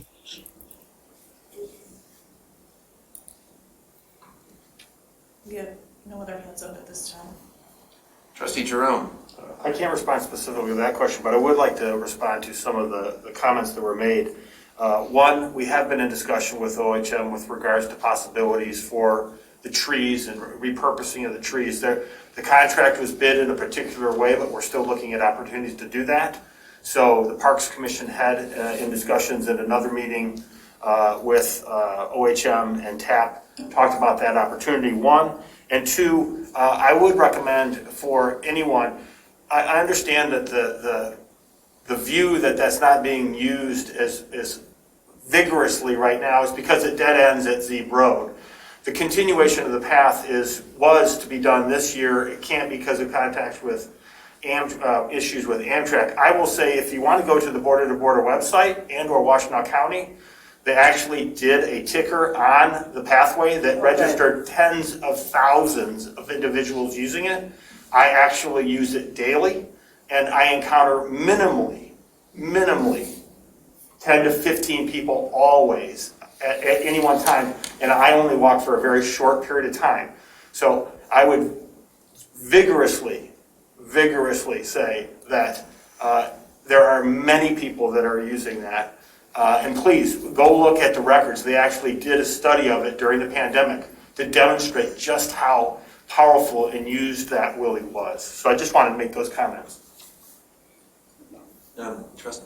Treasurer Palmer. My neighbor across the road, I live at Scio Road, did walking when there was the shutdown. He has a dog. And he said he had to walk at 9:30, 10 in the morning. If he waited any later, it was like trying to walk on I-94. That many people, the paths are used. And, you know, I hear that comment from someone I live with, nobody uses them. Well, depends on your time of day. And I understand Mr. King apparently does things at different times. So I can see where he's, you know, what he sees. I appreciate that, but it's used. If I could add one more comment too, is related to safety. I'll be very brief.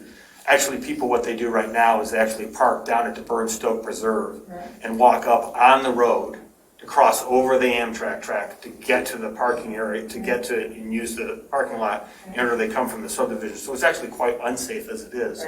So creating this pathway will help ensure safety of individuals to be able to access the B2B.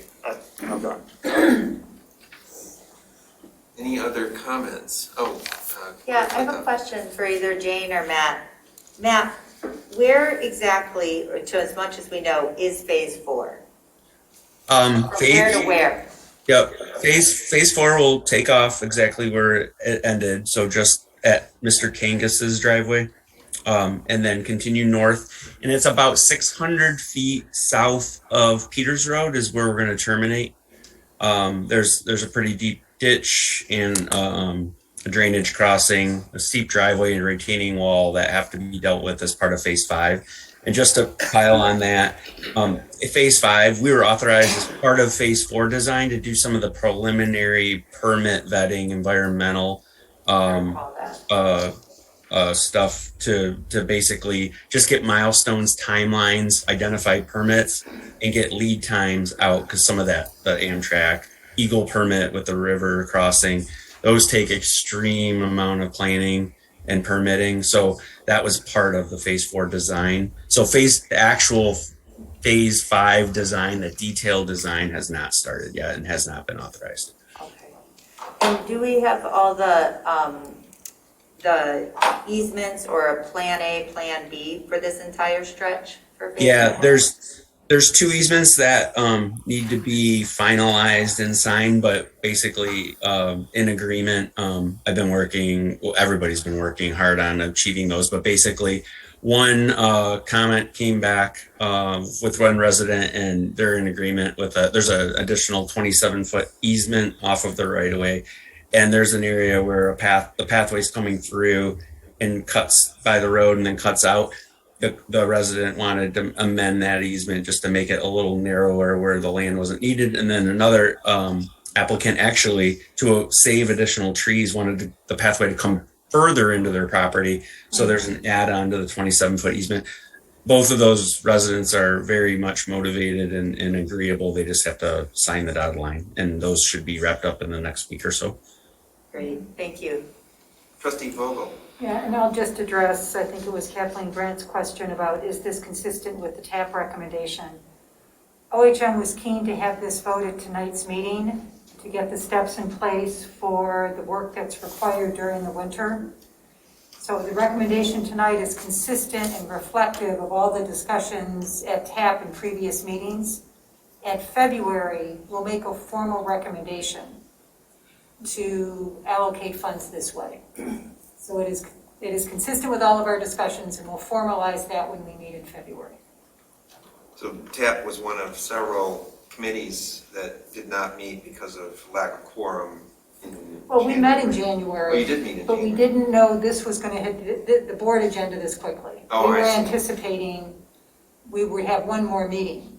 But then there was a sense of, we need to do this now to get the steps in place to enable the work that's got to happen during the winter. And if I could just, note the obvious, the $750,000 grant is still technically pending. We fully expect to get it. But at the point that we actually get it and accept it, that's another opportunity, Jane, to sort of firm this plan. Mm-hmm. Because the way we're doing the motion right now is based on $750,000 that we haven't yet received. I have a question. Trustee Is Newell. there snow removal occurring on this pathway, and is there snow removal that occurs on the border-to-border trail? That will be a function of the policy that has to get developed to guide park and pathway maintenance. It's going to be so important to get that policy in place so we don't fall in the trap of being too reactive. Oh, do this, do that. We need a coherent policy, and parks will be the lead on maintenance for parks and pathways, and they're charged with coming up with that policy proposal. The intent is to keep the pathway clear. That's why we last meeting voted to purchase the equipment. True. Let me clarify. Yeah, To yeah. develop Yes, a policy Yes, yes. to address the clearing of CAP, That's right. Scio pathways. Exactly. The border-to-border is not owned by Scio Township.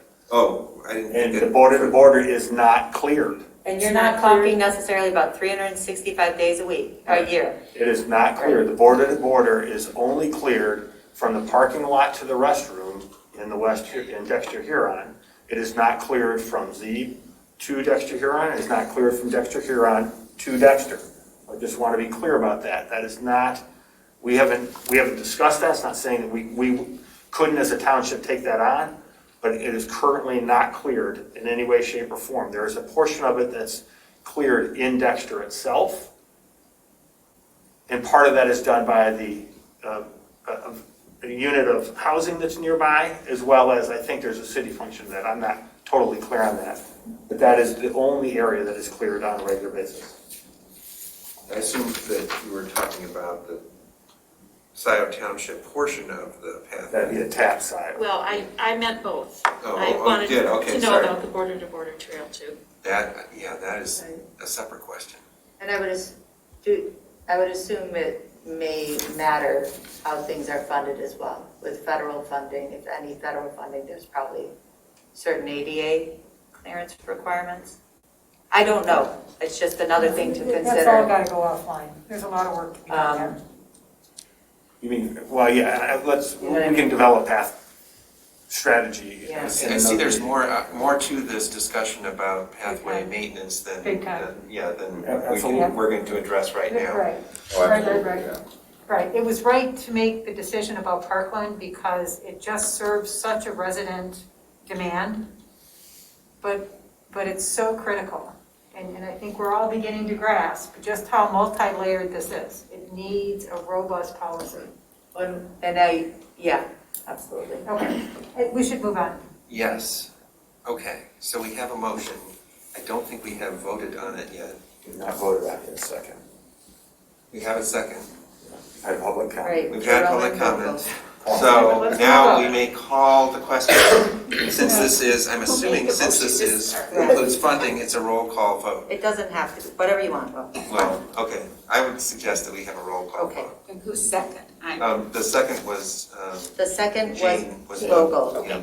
Okay. Okay, so, call the roll, please. Hathaway, Yes. Palmer, Yes. Flintoff, yes, Jerome, Yes. Noel, Yes. Vogel, Yes. motion passes. That brings us to item J8, and this, again, is something for Matt to speak to. Yep, so the next item on the agenda is our construction and engineering services proposal. Basically, January 18th, it's dated, goes through the scope of services. It includes both OHM and our sub-consultant who Scio Township's been using in the past, G2 out of Ann Arbor. A couple caveats or highlights out of this, and I don't necessarily spell it out in one of our bullets, but this project's got a couple complexities, and one being that it's going to kind of happen in two stages, as Trustee Vogel and a couple others recognized, and Jackie definitely would if she was here. The trees have to come out sooner. We have a window that basically makes us do that by March 31st. We have to have a pre-construction meeting with our contractor and their subcontractor. We spent a lot of time, and Jackie did a great job working with us and our ecologists and others. And we're going to spend a little bit extra time this time working with contractors on how to do proper tree clearing, branch trimming to protect the trees. And we put those provisions in the contract. So we had budgeted a little bit of extra time to work with them to make sure it's done properly, as I know that is very important. The comment was made about potentially saving these the trees and using them, and Trustee Jerome spoke on that. That is something that I am planning on hopefully spending some time with the sustainability committee and getting a policy put in place and making sure there's a plan. There's a lot of details that go into tree removal and things like what size, where do you want them, what sizes are they cut on, how are they stacked, how is the wood preserved. All of those details should really need to be outlined to the contractor prior to bidding. That said, our contractor is a very good contractor and I'm sure they're willing to work. So we'll budgeted some time to kind of work those details out. On top of it, aside from just the normal, I'll call them normal standard construction engineering services, the staking, the material testing, the inspection, we have time set aside for the road commission and the permit. There's a couple areas of this pathway that are adjacent to the roadway that need to be dealt with. And then also public meetings. One thing that we did as part of phase 3, and we're really basing this on the level of service Scio asked of us for the last phase, which I think went pretty smoothly, is we put together a video and a public meeting and did some public education and outreach just to make sure the public's aware, to make sure traffic control is properly in place and what to expect, as well as the residents. This section of pathway, the 2,700 feet, it impacts a lot more residents and driveways than the previous phase. So I would say there's some extracurricular above the normal standard scope of services that we would normally be doing on a standard utility project.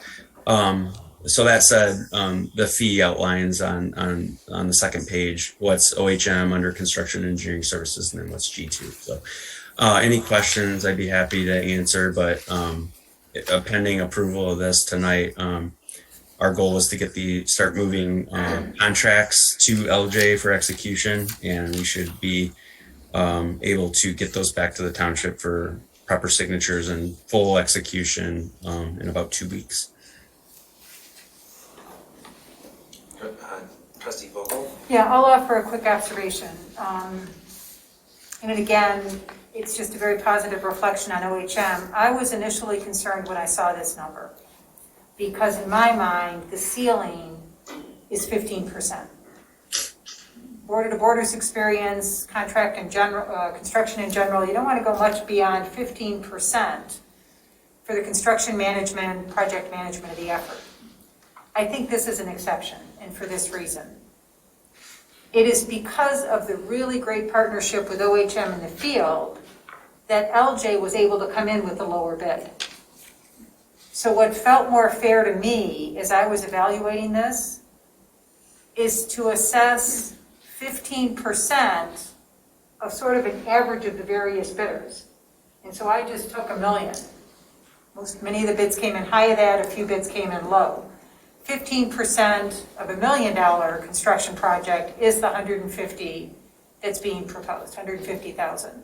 So I sort of walked myself through a thinking process that got comfortable with the 150,900 for the construction management.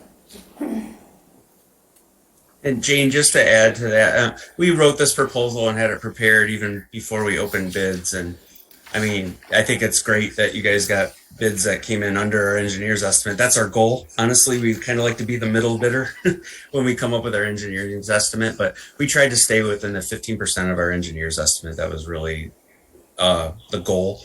And obviously, if if we would need to reduce that at all, we would just have to see where we could cut back a little bit. So what we'll do, I'm sorry, I'll just make this quick comment. We will quickly now get a letter to all of the Zeeb Road residents with this update.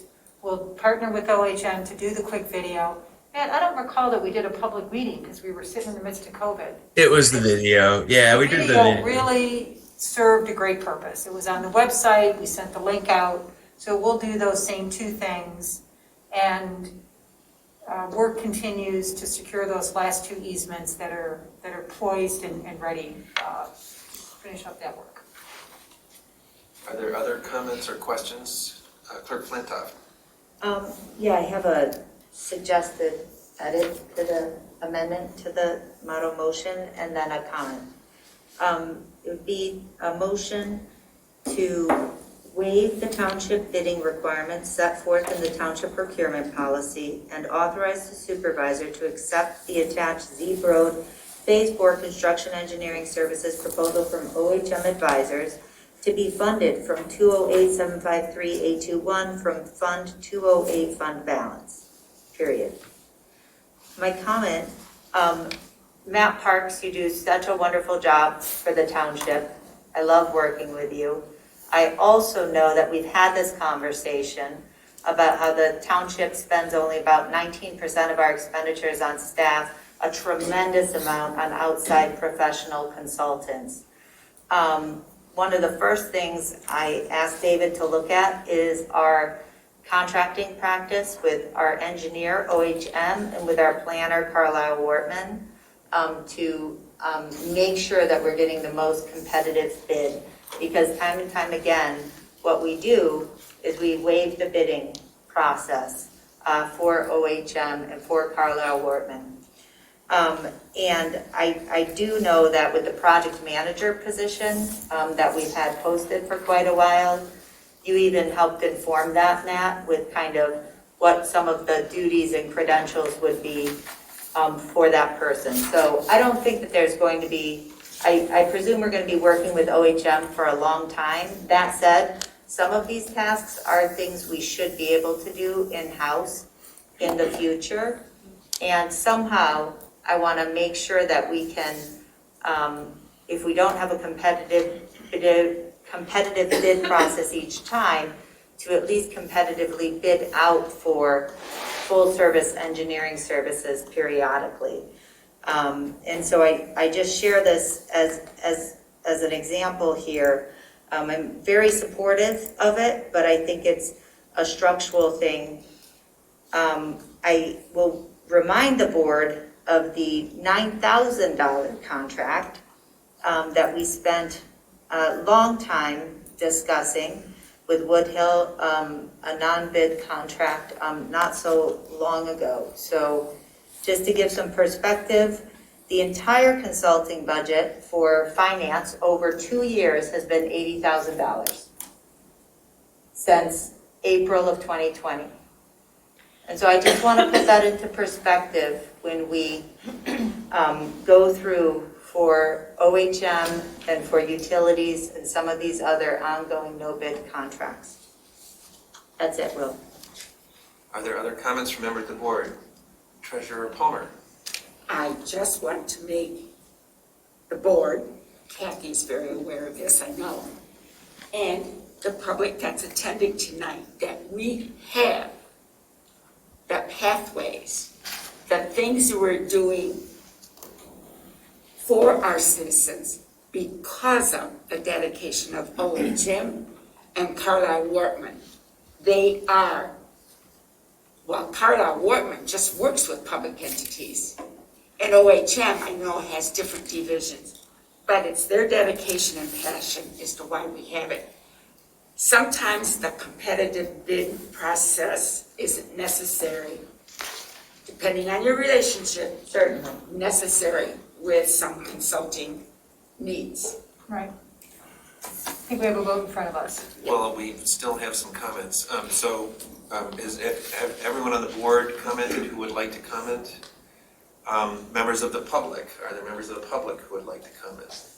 No comments. In that case, we do have a motion. It's been amended. Would someone like to make the motion? Made by Vogel, seconded by Awesome. Trustee Knoll. I believe we can do this on a voice vote, I think. So, all in favor, say aye. Aye. Those opposed? Motion carries. That brings us back to, Thanks for the great work, Matt. and Matt, I realized after we shifted things around on the agenda that there's another agenda item that you might be interested in. I don't know if you want to stick around for it or not. I definitely will. Yes, Steve wanted me to, so I'm hanging. I'm good. Thanks. Okay, all right. So that brings us back to J1. That is the ordinance amendments to Chapter 8, Animals. So this is the first time you're seeing this, just to introduce it. Chapter 8, Animals. This is discussion only. I want to make sure that we identify any outstanding questions and confirm which officials and committees should further review this prior to returning to the board for proposed adoption. You may remember that early on in January 2021, we adopted a pet waste ordinance requiring people to pick up the pet waste when not on their own property. What this ordinance does is amend Section 2 of the dogs, Section 2 dogs of the animal ordinance. And again, this proposed ordinance is quite simple. It corrects a deficiency in the current township ordinance that we've run up against before. It's likely the result of just an oversight years ago in that the enforcement provision itself was omitted. And so without the enforcement provision, we're unable to actually enforce our mostly off-leash dog, sort of provision. So with this correction, the ordinance will be properly enforceable. Gonna sit down with Doug, our code enforcement officer, as well as the sheriff's office for their input, as well as anybody else the board would recommend. Is Jim Fink gonna give input? They already have. So the black line here is the result of the first attorney review, and then we'll get input from the code enforcement officer, sheriff, and then a second attorney review. I can respond to what you discovered Thank about, you. Like the control or the enforcement. We followed the state ordinance mandate, and at that time, whatever they said is what we had to live with. Certainly. So, There was no enforcement in the state ordinance or the state statute? no, they control, dog control, play on words. And so, we stayed with those guidelines. But if times are changing, and if it can be done, we should do. Trustee Noel. I've heard some concerns from residents about lack of control of dogs that are off leash. Yes. And so how does this, That's exactly what this would address. this will be an improvement over our current Our ordinance? current ordinance had no ability for us to enforce out-of-control dogs. So it is stray or at-large dog is the language. And then that provision, it's all in the double black line, double underline, is the proposed language to be added. Section B, all Thank dogs you. within the township brought or kept outdoors and when not under the control or supervision of its owner shall be considered stray and or at large unless restrained by leash, electronic tether, or other acceptable means or property in which the dog is being kept, except working dogs such as dogs, farm dogs, hunting dogs, and other such dogs. Wow, that's a big sentence. When accompanied by their owner or authorized agent and while actively engaged in activities for which the dogs are trained. And then it adds the violation is a municipal civil infraction penalty, which is our standard violation. So they get a ticket, basically. Well, yeah, it would go pursuant to section 1, so it would start as a ticket. It could be, up to a misdemeanor punishable by up to 90 days. But it really would be an infraction. But if it escalated, it would go from there. Are there any other comments from members of the board? This is better than what the sheep farmers do, so let's go with this. Yeah. Are there any suggestions in terms of? Besides the code enforcement officer and the sheriff? Yeah, whom else? Anybody whom else we give should be input? speaking with? Humane Society? I was gonna say, that's what I just thought of. I don't Okay. know. I don't know. No? I think you got the people you need here. Okay. I'm happy to reach out to the Humane Society, any You're kind a of best pet owner, practice. so What did you say, Donna? You're a pet owner, you may have a little different. Well, I have 3 dogs. They're small dogs, and I belong to some dog training clubs. So yes, I've heard different things. Okay. I'll leave it at that. All right, this is Great. not an action item, so if we're done with comments, we can move on to the next item, which is also a discussion item, and this is key priorities for the roads committee. And I looked for some attachment. Did I miss it? No, There was none. Okay, there was none. Okay, all there right. was no attachment. I wanted to be prepared, so. Well, so at the last meeting, which just occurred, we had a makeup meeting. The roads committee would like the board to define priorities for them. Right now, they think that the most urgent matters are to evaluate funding options, and this is number D in the charge for the roads committee, and make a recommendation to the board on whether or not we want to do a millage or another township-wide SAD, because the current township-wide SAD is going to be expiring pretty soon. This year. When is it exactly? Goes to 24.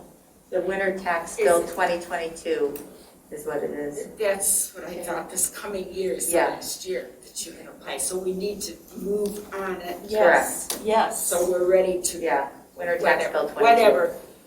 I will say immediately, just get it out there, because we'll have discussion. I oppose a millage. That it'll slam our farmers, it'll slam people who don't use the roads even like I do every day. This SAD has done a lot of work. And it was well planned, the overall plan, the ongoing funding, so just thoughts when we get ready to really get down to the nitty-gritty. I'd like to hear from everybody as Right. to where they stand on the concept of a millage. Just where are you on it? I would propose we look at the money we have, and I would want to understand kind of what the ongoing projected costs are. I don't know much about what the township-wide SAD was used for. Initially, I know there were certain roads to get paved, and that there were some ongoing, maintenance, but my understanding is we don't have a current plan of what the needs are. So that's one thing. Second of all, even though the collection will end in winter tax bill 2022, I think that money, I'm wondering if there is still time to spend what has been collected. So I'm not of the mind to do either until I know that there's a need. Sorry to sound so blunt, but truly, I don't know enough about it to understand what it is that we would be paying for ongoing through the township-wide SAD. Then maybe this whole group needs to have an educational session on that issue. Or it may just be me, and that's okay, but honestly, because there is, we have collected more than we have spent. Yeah. Time, so.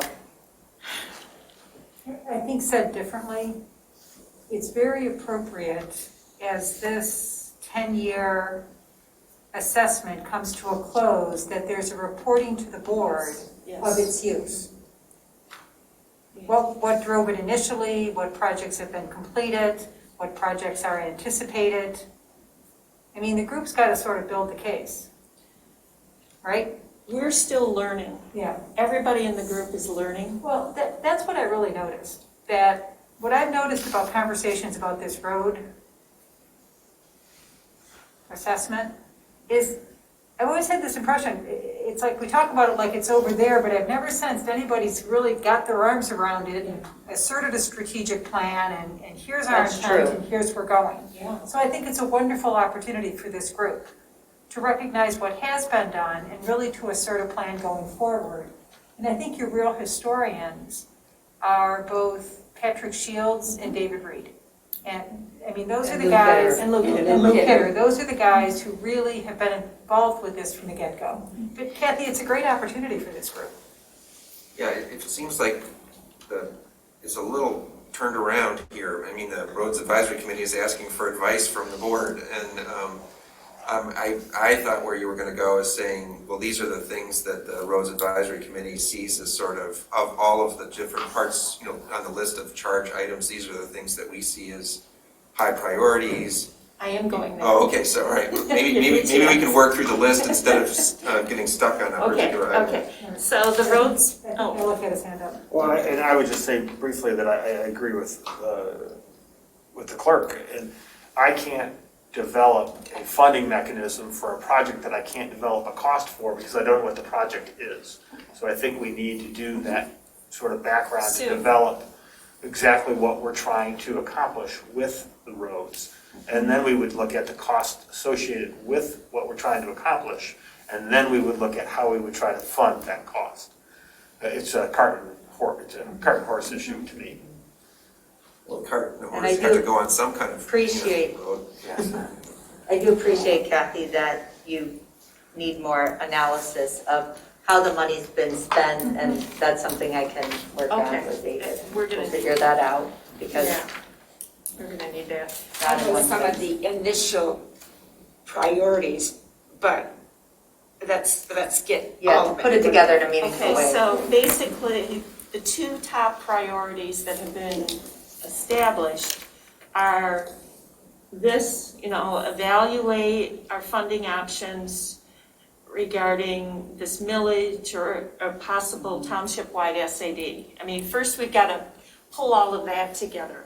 The other top priority would be this review of the County Road Commission proposals for matching fund projects. Yes, And absolutely. rank those projects. Absolutely. Okay, so these are the two issues that we've identified right now as possibly the highest priorities for right now. Review and provide a recommendation for, like the culvert, any of the road agreements that come from the road commission would be helpful. Okay. Now, there's another issue looming, which was the Park Road SAD.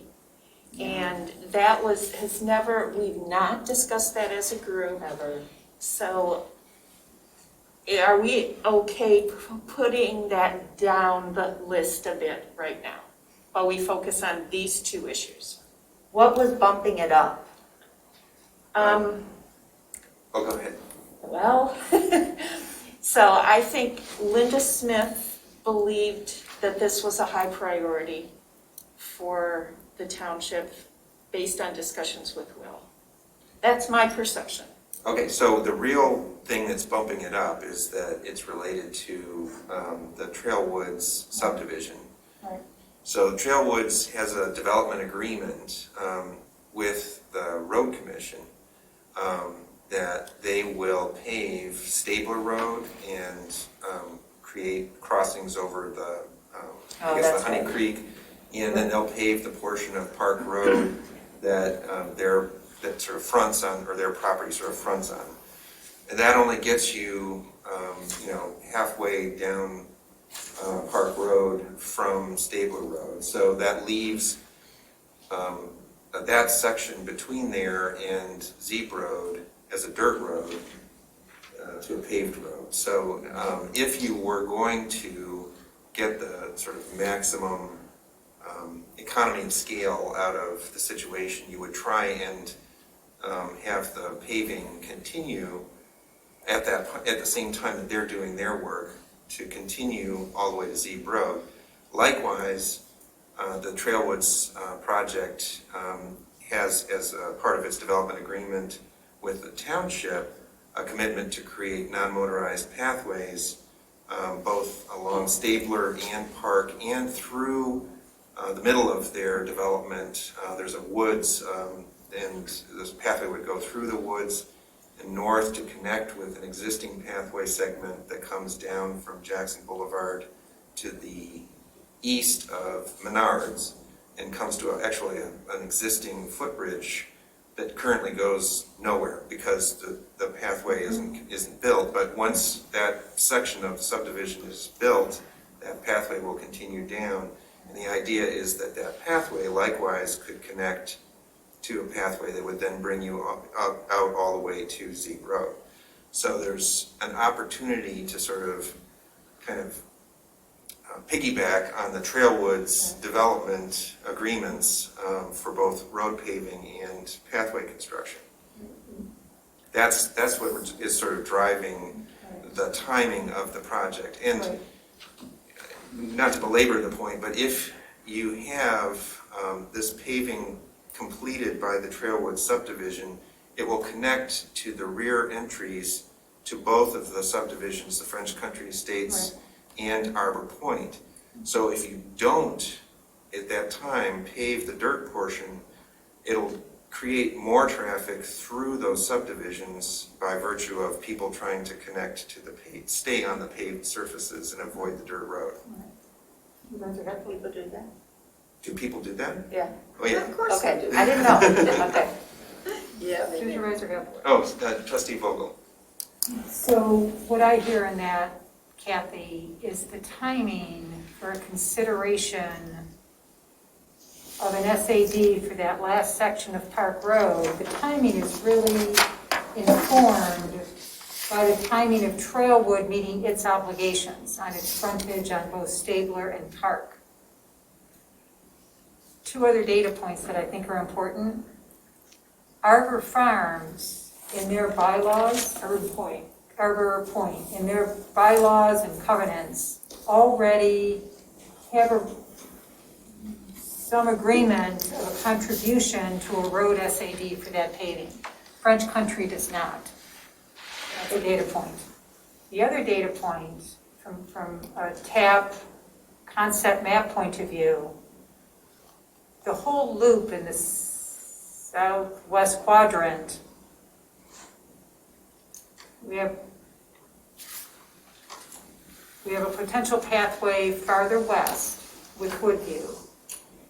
Comes out to Stabler, partnership with that developer gets you along Stabler and into Park. Park gets you back to Zeeb, which is the backbone.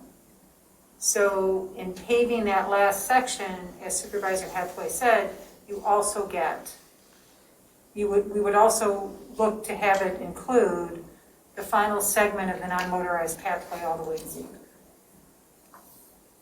So there's a lot going on here, and probably more than we should get into in this conversation, but there's a lot more driving it than simply a conversation between me and Linda. The other observation I'll offer, it gave me pause when the clerk said, I'll work with the administrator to do something.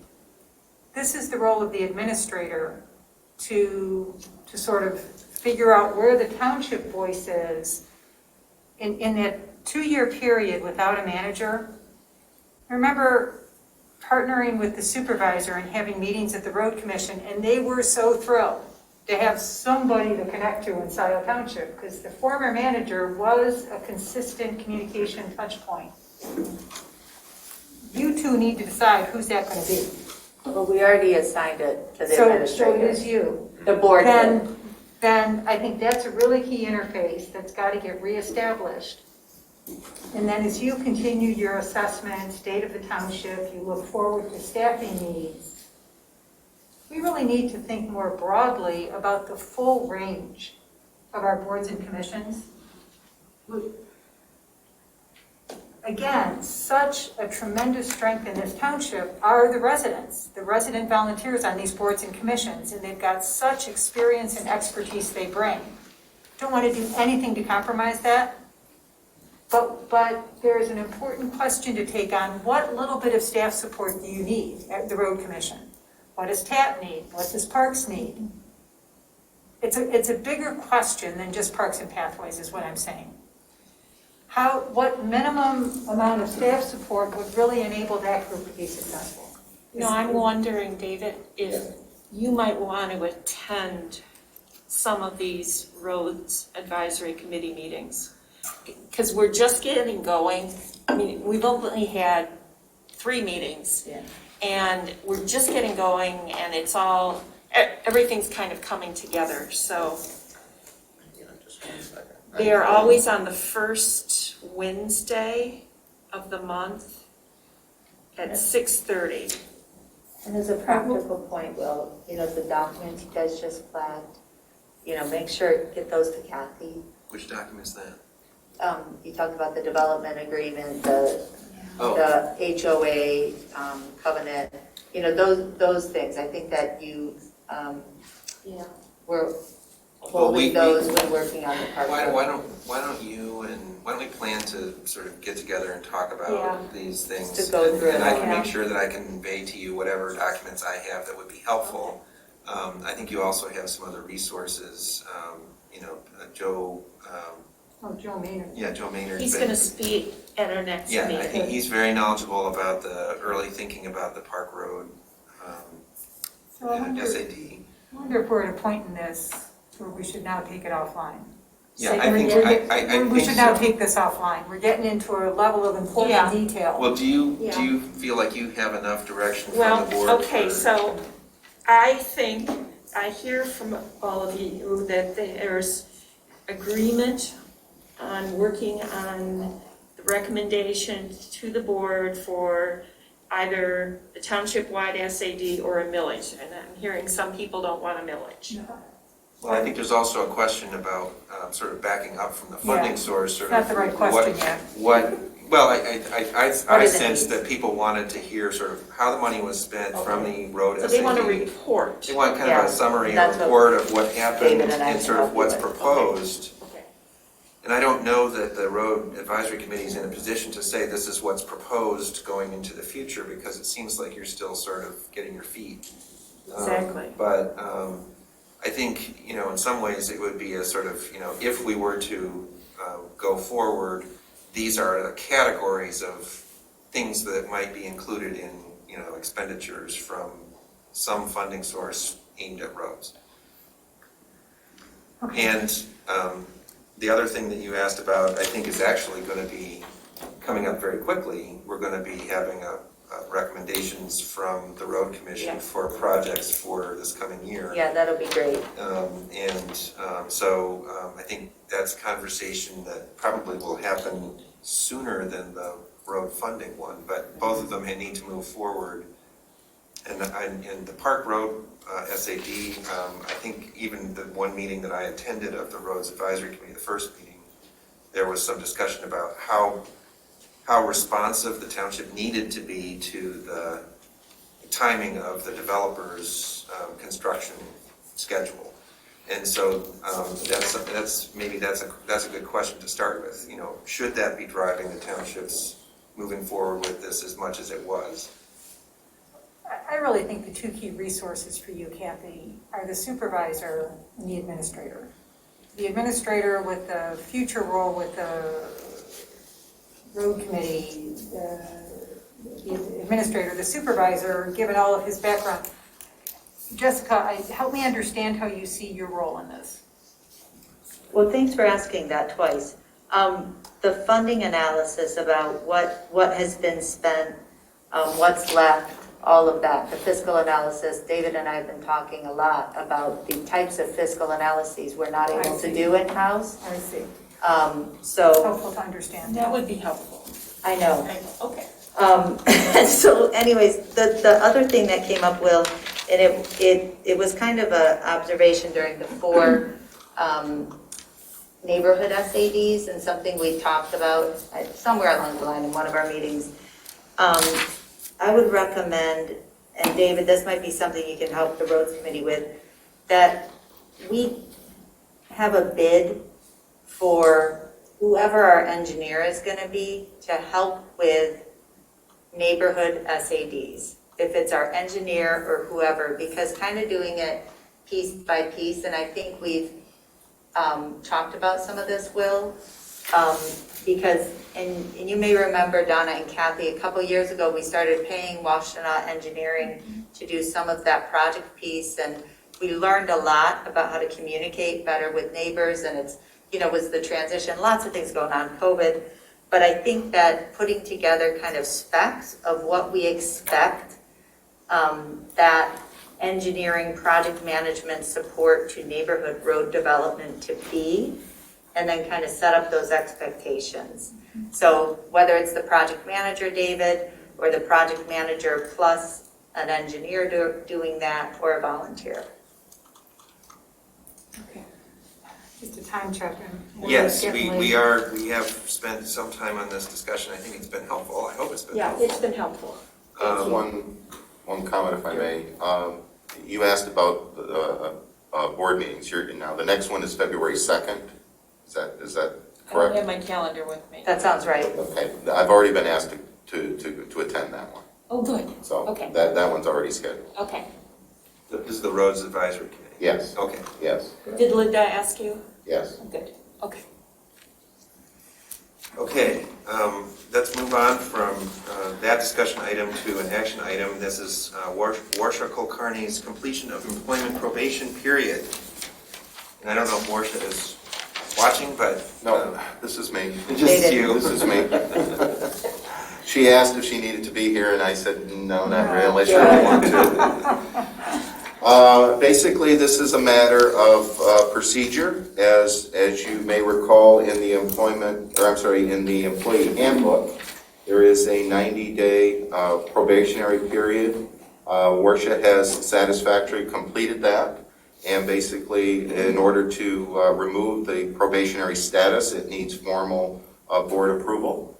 And she has done a good job of implementing the assessment process and serving as the township's assessor. So I would ask that the motion be adopted, or moved and seconded and be adopted to recognize her successful completion of that probationary period. I'll move. So Support. Moved by Treasurer Palmer, support by Clerk Flintoff. Before we proceed, are there any other comments? She's outstanding, we lucked out. Yeah. She'll be giving a presentation at the next meeting. We're very lucky. Yes, we are very lucky. Are there members of the public who have a comment? Jillian Kay. Jillian? Oh, there we go. Yes, I was, painted, Kathy, no, left. I'm the secretary of the Roads Advisory Committee. And as we've said, we've only had a couple meetings. Regarding the Park Road SAD, Jillian, I'm sorry, this is a different topic on the agenda. Oh, I'm sorry. I guess I'm behind or in front. All right, I'll wait. It's Thank you. okay. It's a little confusing. It was a discussion item, so there was no public comment on the discussion item. But now we're on a different agenda item. Okay, so you're having public comments before that. All right. We're having public comment on Warsha Kulkarni's completion of her employment probation period. I'm sorry. Yes. She's great. Thank you. Thank you. Caught you unawares, tell you. Sorry about the confusion. Are there any other public comments? There are none. All right. In that case, I believe we can do this on a voice vote. All those in favor? Aye. Aye. Those opposed? Motion carries. That brings us to agenda item J4, which is possible action on the resolution decreasing the responsibilities and requirements of the supervisor and accepting the supervisor's written consent to reduce the salary for supervisor. And before we take action on the resolution, I would like to make a brief statement. So the salary for the supervisor position has become a distraction, as I've said, from the important work of the township. I would like to remove the distraction. Accordingly, I am offering this resolution and letter of consent to reduce the supervisor's salary.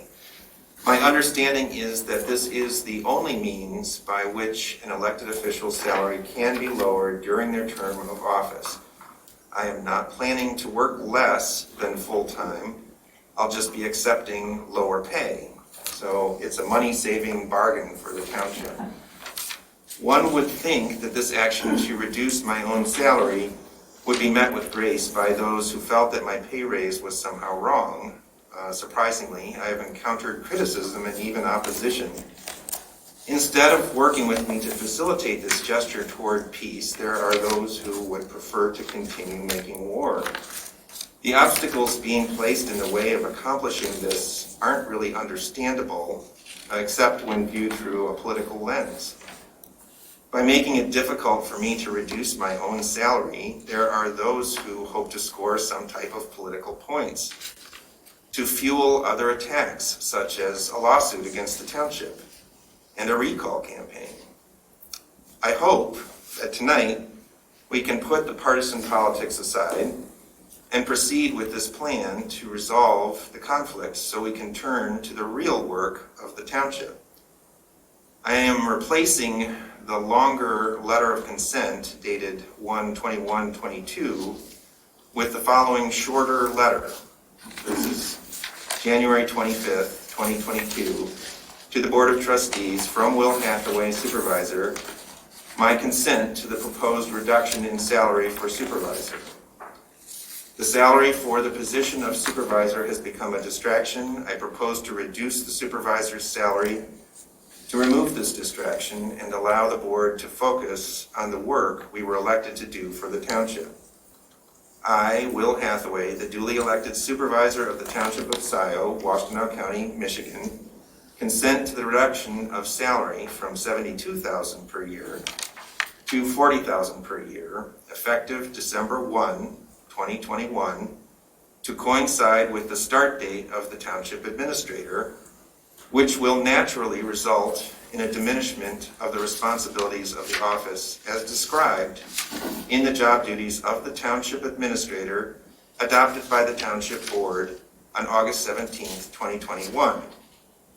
Accordingly, I will reimburse the Township for the overpayment for December 2021 and January 2022 on mutually agreeable terms. I hereby provide my written consent to lower the supervisor's salary to $40,000 annually in support of the related resolution submitted for the board's approval on January 25th, 2022. Signed, Will Hathaway, Supervisor. And the resolution, I believe, should be read too. Township of Scio, Washtenaw County, Michigan resolution. Resolution decreasing the responsibilities and requirements of the supervisor and accepting the supervisor's written consent to reduce the salary for supervisor. I'll just read the whereas clauses. The following preamble and resolution are offered by, I guess, whoever is making the motion and whoever is supporting it. I will make the motion and supported by whoever supports it. Whereas Michigan law provides that the salary of an elected township official or an official appointed to fill a vacancy shall not be decreased during the official's term of office unless the responsibilities and requirements of that office are diminished and the official consents in writing to the reduction in salary, MCL 41.952, and whereas Scio Township hired a township administrator effective December 1, 2021, which resulted in a diminishment of the duties of the elected township supervisor, and whereas the township supervisor has consented in writing to a decrease in his salary from $72,000 to $40,000, Exhibit A, and whereas the township board wishes to decrease the salary of the office of township supervisor, now, therefore, be it resolved that 1, the Township Board finds that the responsibilities and requirements of the Office of Township Supervisor were diminished as of December 1, 2021. 2, the township board accepts the township supervisor's written consent to decrease his compensation from $72,000 to $40,000. And 3, in accordance with MCL 4195.95, the salary of the office of township supervisor is hereby decreased to $40,000 effective December 1, 2021. And 4, any resolutions in conflict with this resolution are appealed to the extent necessary to give this resolution full force and effect. So I'll make that motion to approve or adopt that resolution. Is there a second? Second by Palmer. Is there discussion? Trustee Noel. Okay. Oh, and could you let in Mike Homier if he's out there somewhere, as give him access? I have some serious concerns with this. Will and I have already talked. He knows what my concerns are. This board made an unlawful decision on August 17th when the resolution was passed to double the supervisor's salary. That is my opinion, and I know it's the opinion of some other people. The cleanest way to deal with this, in my opinion, is to rescind the August 17th resolution that doubled the supervisor's salary. I'd like to go through some of the facts here as I see them and just give my perspective on this. I believe the August 17th resolution doubling the salary was unlawful because Scio Township had a compensation commission ordinance in effect at that time. Under this compensation commission ordinance, the salaries of all elected officials would be determined by the compensation commission. The action in our board packet tonight is proposing a retroactive salary of $40,000 per year to December of 2021, which is inappropriate. The salary should be $36,000 per year. And this is because the August 17th doubling of the supervisor's salary from $36,000 to $72,000 was unlawful. And I feel that the supervisor is not entitled to a raise until the start of the new fiscal year in April of this year, 2022, as is consistent with the compensation commission requirements. Remember, Will's salary had been $36,000 per year. It was doubled on August 17th. He is still collecting the higher salary at this time. There's currently a lawsuit pending dealing with these issues.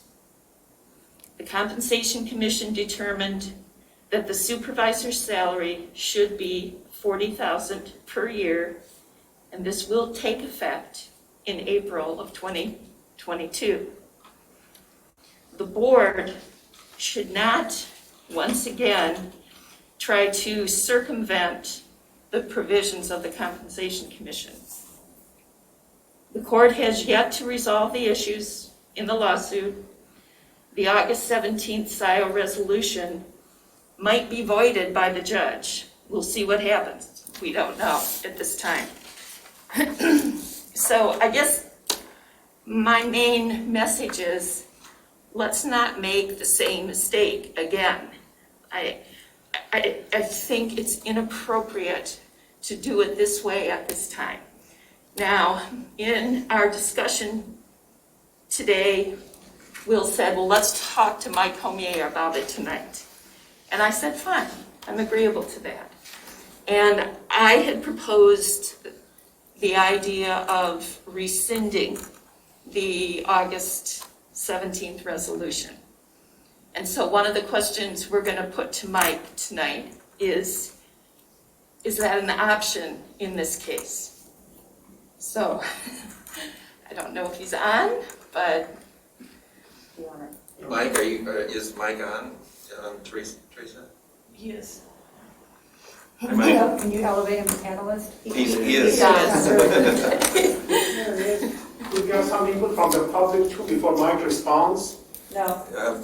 You will have an opportunity to speak, and so will other members of the public at some point before we vote. Okay, but I think you're getting legal advice. There might be some points pertinent that the public has that he may want to take into consideration before giving. Abby, just have to wait just a few minutes. Okay. Mike, did you hear the question from Trustee Knoll? I did. And what I will first say is, as you know, I'm not involved in the litigation, so I'm not going to comment on that. What I will say is that, I understand Trustee Knoll's position with respect to the August 17th resolution. There's been no determination, as I understand it, and as she has stated, that there has been anything unlawful done by the township. So one could argue that rescinding that August 17th resolution is indeed a reduction of salary under 41.95, which would otherwise be unlawful as well. And so I can't tell you whether or not that is or is not, only that right now, as it stands, the salary has been established at $72,000. It's been paid at $72,000. And pursuant to 41.95, the supervisor has the ability to consent in writing to a reduction in that salary, which he has done. So if I could clarify, Mike, so if I understand, you're saying rescinding the 817 salary resolution may or may not be legal under 4195? What I'm saying is that currently the salary for the office of supervisor is $72,000. Rescinding that resolution would result in a reduction of pay under 41.95. And if you were going to reduce that to $36,000, which is what I understood Trustee Knoll to say, there has been no written consent to that figure. Mike, what if there was written consent to go down to $36,000? Well, certainly that's within the purview of the supervisor, but that would comply with 41.95. So then if he consented to it, we could do it, you're saying? If he consented to a reduction of salary from 72 to 36, that is wholly within the authority under 41.95. Okay, so we could rescind the ordinance then? The resolution. I'm sorry, the resolution. Yes. Why would we have to? Sorry. So if he consents to it, if we wanted to, we could rescind the resolution. After the consent is given? Yes. Yeah, I suspect that that would be possible. Yeah. And Kathy, what is in your mind when you suggest rescinding the in that scenario? What's your interest in that? I think that the resolution was unlawful because it was an attempt to circumvent the Compensation Commission ordinance that we had in effect. I disagree, Kathy. Okay, that's okay. I think it happened, unfortunately, but I don't think there was any intent to be deliberate. But it happened. But I said it happened, but it was not intentional May to I circumvent. May I ask a question of Kathy, not the nurse, but Kathy, the attorney? If that were rescinded, because I can't ask Mike this because he's not our litigation counsel. If it were rescinded, that is the main issue outstanding in the case. I would caution all of you to not comment on the litigation. This is not the forum to do that. I wasn't going to. Trustee Vogel. So I want to offer two observations on this. I do disagree, Kathy. That's okay. I do see it more like Treasurer Palmer. I want to offer two observations. I listened to you really hard. I've been tracking this. I've just listened to Mike. My sense, the supervisor's driving the bus on this one. What he consents to is pretty much going to determine the outcome. If he consents to 40... The outcome of what? What the salary's going to be. If he says, I'm good with 40, you know, he's good with 40. Let's make it happen. That's my first observation. I think he's driving the bus on this. Here's my second observation. This board has got fiduciary responsibility, and we've struggled to meet that. We don't get reports that provide any kind of overview of financial reporting, but it is a primary responsibility for us. I want us to recognize how many hours, primarily requested by the clerk, but how many hours have been spent on legal counsel on a range of issues. We spend an exorbitant amount of our residents' taxpayer money on township attorneys. We brought in a municipal expert to start to bring closure.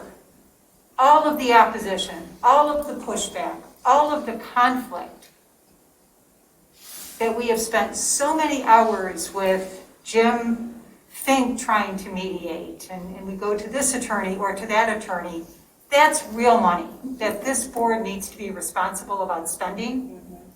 It's time to bring this issue to closure. I want to respond. What the supervisor consents to is, I think, what determines the day here. And I think we've got the municipal expert who can confirm a readiness to bring this to closure, so we, the board, are being responsible about all the hours that we, and Jessica, when I saw an email from you to 3 or 4 attorneys asking for input from each one of them, it's excessive. I'd be happy to give you a breakdown of where It's excessive. I will say, Jane, I want to correct one point. The reason I brought there is no budget for Mike Homier. We are over budget on general legal services. Why that is, we can talk about, but it is mostly for the reasons that we've talked about. We have 4 new people on this board. We have a supervisor who's requested a lot of help, but I will just disagree with you, Jane. It is not, I do not drive the attorney costs on this board. Jane, I want to respond to something you said. You said that we have a fiduciary responsibility to the residents in the township, and I agree with that. From my perspective, Will has been overpaid. This $72,000 decision was not lawful. So when you look at responsibility to taxpayers and residents in the township, we have a responsibility to try to recoup some of that money. That's how I see it. And I know he's willing to do some, and I acknowledge that, and I acknowledged that when we talked today, and that's good. But I really think it should go further. And that's why, that's why I think the salary should go back to $36,000 per year until April, and then it goes to 40. And I feel that the resolution should be rescinded or voided. And then we have closure. It's the cleanest solution to the situation. Are there comments from other members of the Board of Trustees who have not yet spoken?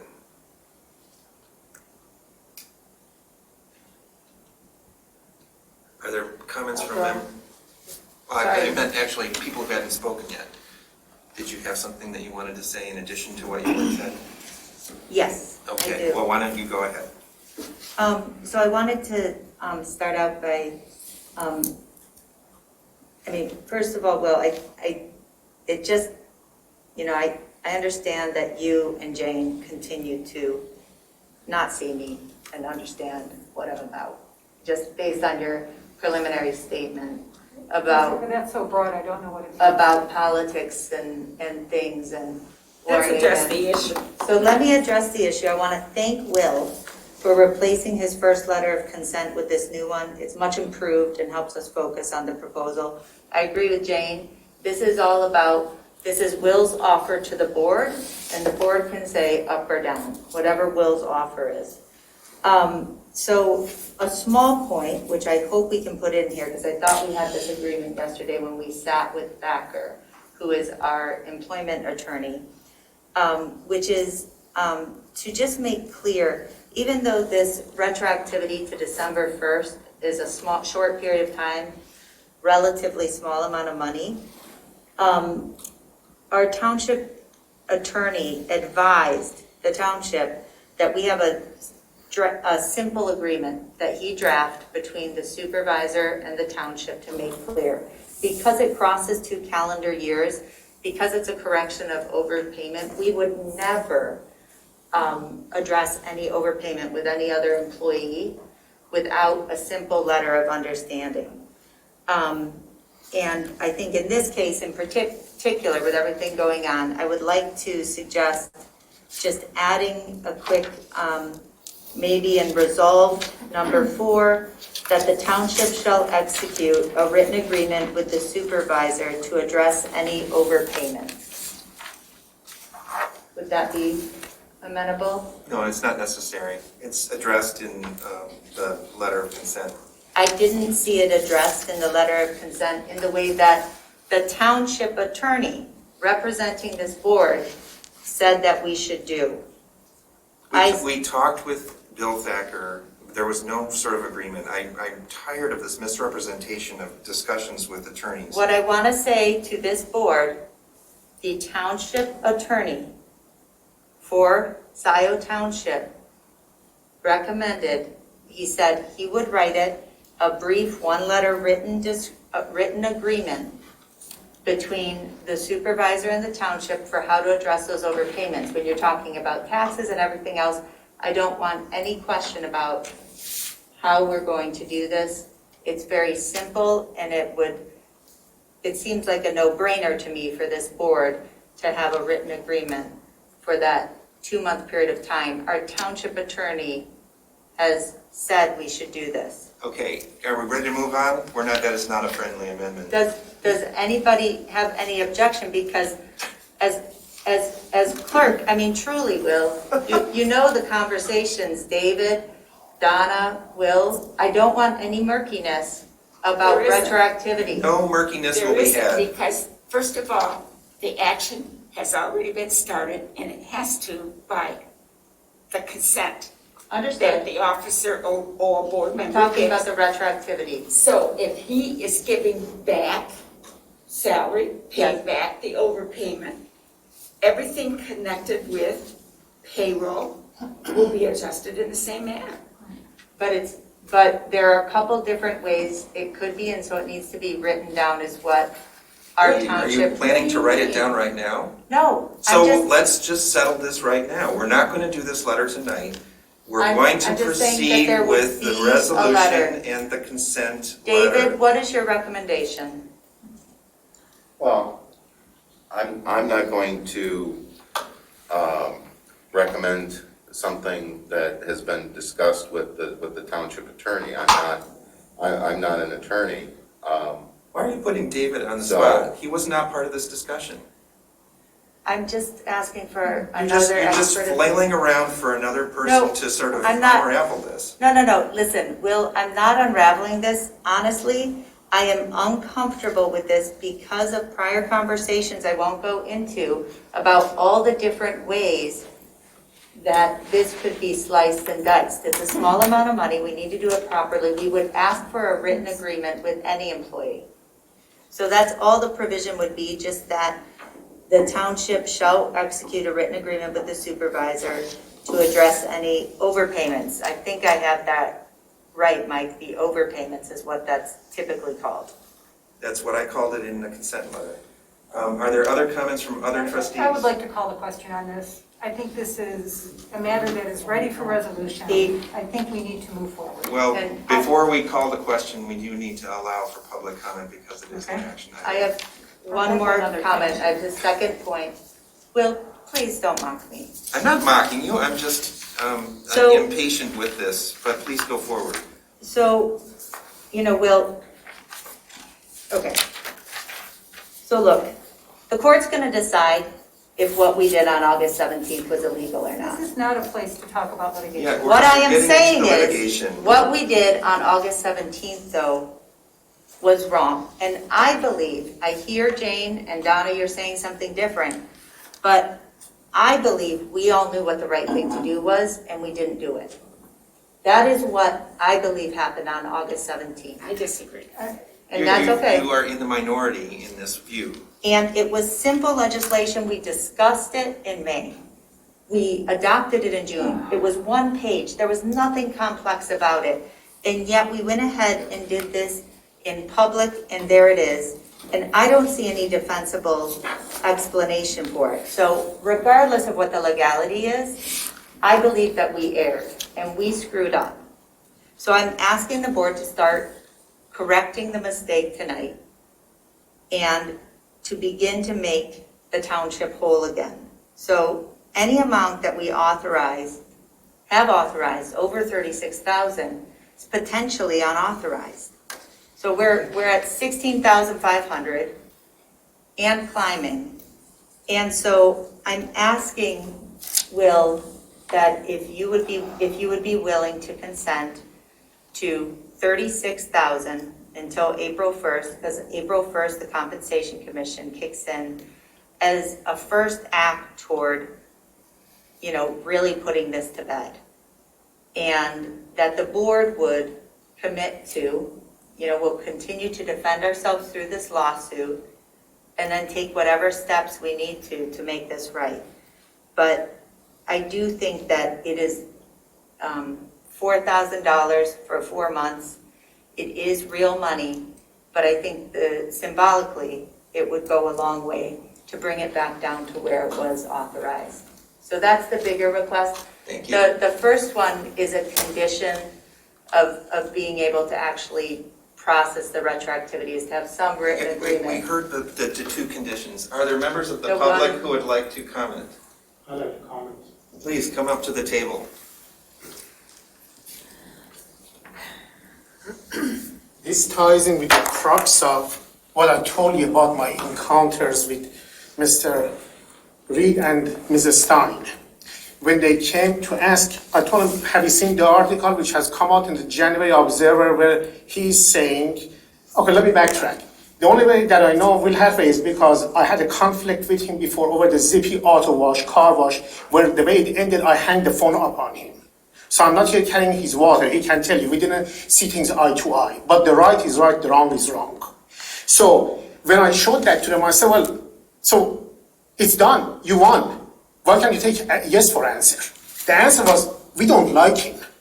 We don't trust him. Okay, now, do you know why they want you to go back to the 36,000? They want to abolish and say that that vote was illegal. It fits neatly and tightly into what they have on this. You double your own salary behind the scenes with some other people. They talk about the township being made whole. The man is saying he's going to work full-time, take part-time salary. There's a value in working full-time. He's not saying, I'm going to go take 40,000, go part-time. He's saying, I'm going to take 40,000 and still continue to work full-time because Scio deserves that. Not too long ago, if I would have told you a story that a president is going to lose an election, he's going to file 67 lawsuits, he's going to lose all of them, then he's going to ask his supporters to attack the Congress of the United States, where they will put a gallows in front looking for the vice president to hang. You would think I'm talking about a bad movie. They are using the recall petition, they are abusing it. Recall petition is what we would call in the federal level high crimes and misdemeanor, and a corrupting act. The so-called corrupting act, they talk about having the supervisor. He's saying, I'm going to take 40,000, donate the rest back. I will continue to work for the residents of Scio Township, which actually has its own danger. What you are doing, he's financially able to do it. By diminishing this position so much, you cannot get the talent which needs the money to support the families. You know what he's going to open it up to the people who want to take the position just to their own bidding. So if Scio Township is blessed with a lot of business and we have growth, why is it that the position of the supervisor, if everything is justified, and I don't want to make this personal, but when I saw the letter, everybody talks about, okay, we need a strong clerk position, a strong supervisor position, but no, not the supervisor position. Well, we have two co-equal branches of the government. The supervisor here is the executive. The rest of the township, trustees are the legislatures, and the township attorney is the judiciary. There is nothing which told you if you want to do the right thing, you got to wait for a the court's decision, because the legal process takes a long time. What they want to use this stick over your head and keep whipping you with it.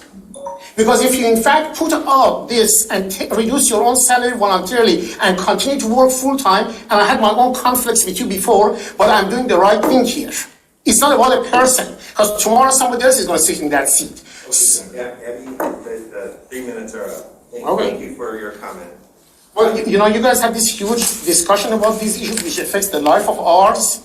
I think for issues which are so pertinent, directly affecting the life of the Scio Township residents, there has to be a special provision made so we can have some extra time over the 3 minutes, because these are once-in-a-lifetime situations. They are not an ordinary situation. If you wait a little while, you'll have another turn to speak at the end of the meeting. There will be another opportunity.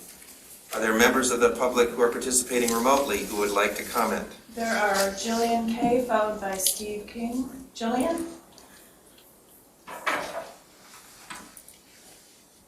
Jillian, are you still there? Yeah, sorry, I was unmuted, then muted. Okay, so here's the authorities and responsibilities of Michigan Township officials, boards, and commissions. This is from the Michigan Township. Okay, so on page 30, this is in chapter 2, elected township officials. In addition to statutory duties and responsibilities, the supervisor and other township board members are frequently delegated additional functions and duties by the township board. The township board members may be paid extra compensation for non-statutory duties, provided the sum is established before the duty is performed. This is MCL 41.96 and from the Michigan Constitution, Article 11, Section 3.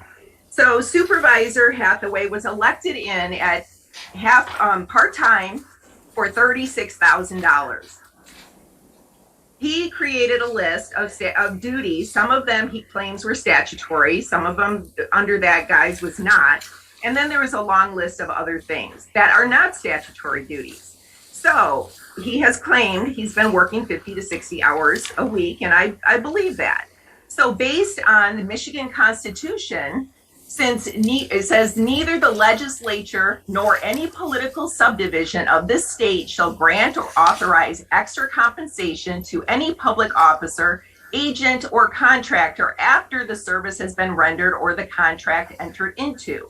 So Supervisor Hathaway, you went above and beyond your statutory duties before compensation was approved by the board.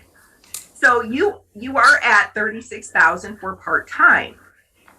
The Compensation Commission was established and they decided $40,000, which is a pay raise for this part-time job.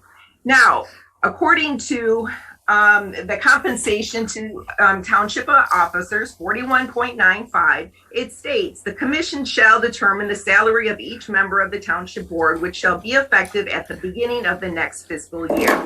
So your 40,000 begins at, I believe, April 1st. So there is no giving back something that you didn't have in the first place. You can't donate something you didn't have in the first place. Now, according to this book, it was written by an attorney and from the Michigan Township Association. So why would they say that in this book if it wasn't true? Consider your part-time at $36,000. Thank you. Who's up next, Terry? Steve King, followed by Jonathan Greenberg. Steve? Yes, thank you. I will echo the sentiments of the previous speaker, because when the current supervisor chose to run for office, it was very simple. The salary was $36,000. Because the fact that the township was out without an administrator, there was a stipend put up for the previous supervisor to do more work. Now we have an administrator. So why would we continue to give a stipend, a temporary stipend, and make it a permanent position and salary? To take it from 36 to 72, and now we're going to revert to 40,000. These are all, it's a shadow game, very simply. It's all about power. It's all about making more money. Simply, it's a $36,000 part-time position, which every single supervisor before this has gone to.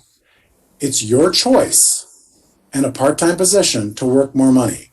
It's not the choice of the constituents to pay you to do more just because you say you do it, and without any physical proof of 56 hours. I would love to see the physical proof that those hours were worked and you've earned them. It's a $36,000 job. You want $72,000 and you want to usurp responsibilities from other members of the board or others that are in this meeting. It's very simple. You are taking power away from other people that you want to take for yourself.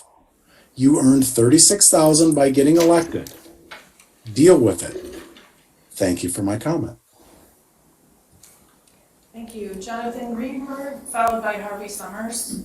Jonathan? Hi, thank you. Like to draw a parallel between two moments in the meeting this evening. Early on, I listened to Jane do her normal pearl clutching around being called a name from last week. How we need to be nice to each other, we need to be more kumbaya and all that stuff. That's great, I agree. But then let's fast forward just a few minutes later where she took a conversation, took a sharp left turn, only to slam it incorrectly into the clerk. Why would you take that discussion and turn it into an issue about legal expenses? And for anyone who's paying attention, we know where those legal expenses have been coming from.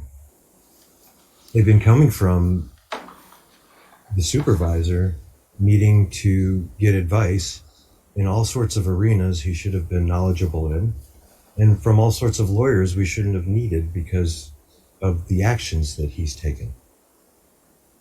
But Jane, I call it back to your behavior. You can't have it both ways.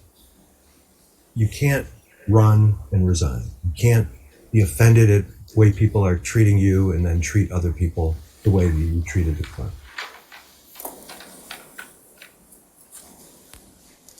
How much time do I have left? You still are under the 3 minutes. All right, thanks. Have a good one. Harvey Summers. Harvey? Harvey Summers, 2129 Autumn Hill Drive, still. I see a couple of facts here. The first fact is that the supervisor was elected at a salary of $36,000. I see a confusion that on August 17th that salary was raised. The resolution may or may not have been legal. But the second fact that I see is that the Compensation Commission has now determined that the supervisor's salary should be set at $40,000 as of April 1st, 2022. So I'm confused why the supervisor's letter of January 21st makes the offer to reduce the salary to $40,000 at this point when that salary level does not start until April 1st. Why not resolve this situation by offering to reduce your salary to $36,000 until April 1st, and it would be resolved? Thank you. We have no more comments. In that case, Trustee Vogel, you had called the question. I guess I did. Is there a second? I'll support. Support from Jerome. Please call the roll. Sorry. Just so I'm clear, we're calling the roll and calling the question? We're calling the roll, I'm Okay. calling the question. Hathaway? Yes. Palmer? I want clarification. What am I voting on? So Jane, Right, Jane, that's what Jane, it's- Jane called the question, but we still needed to have time for public comment. Okay, but my understanding of calling the question would be to call the motion on the table, Right. which is, The resolution has been moved. I think Right. you seconded it. I moved it. Yeah, Hathaway and Palmer. right? Okay, but that's calling the question, so we're voting on the motion?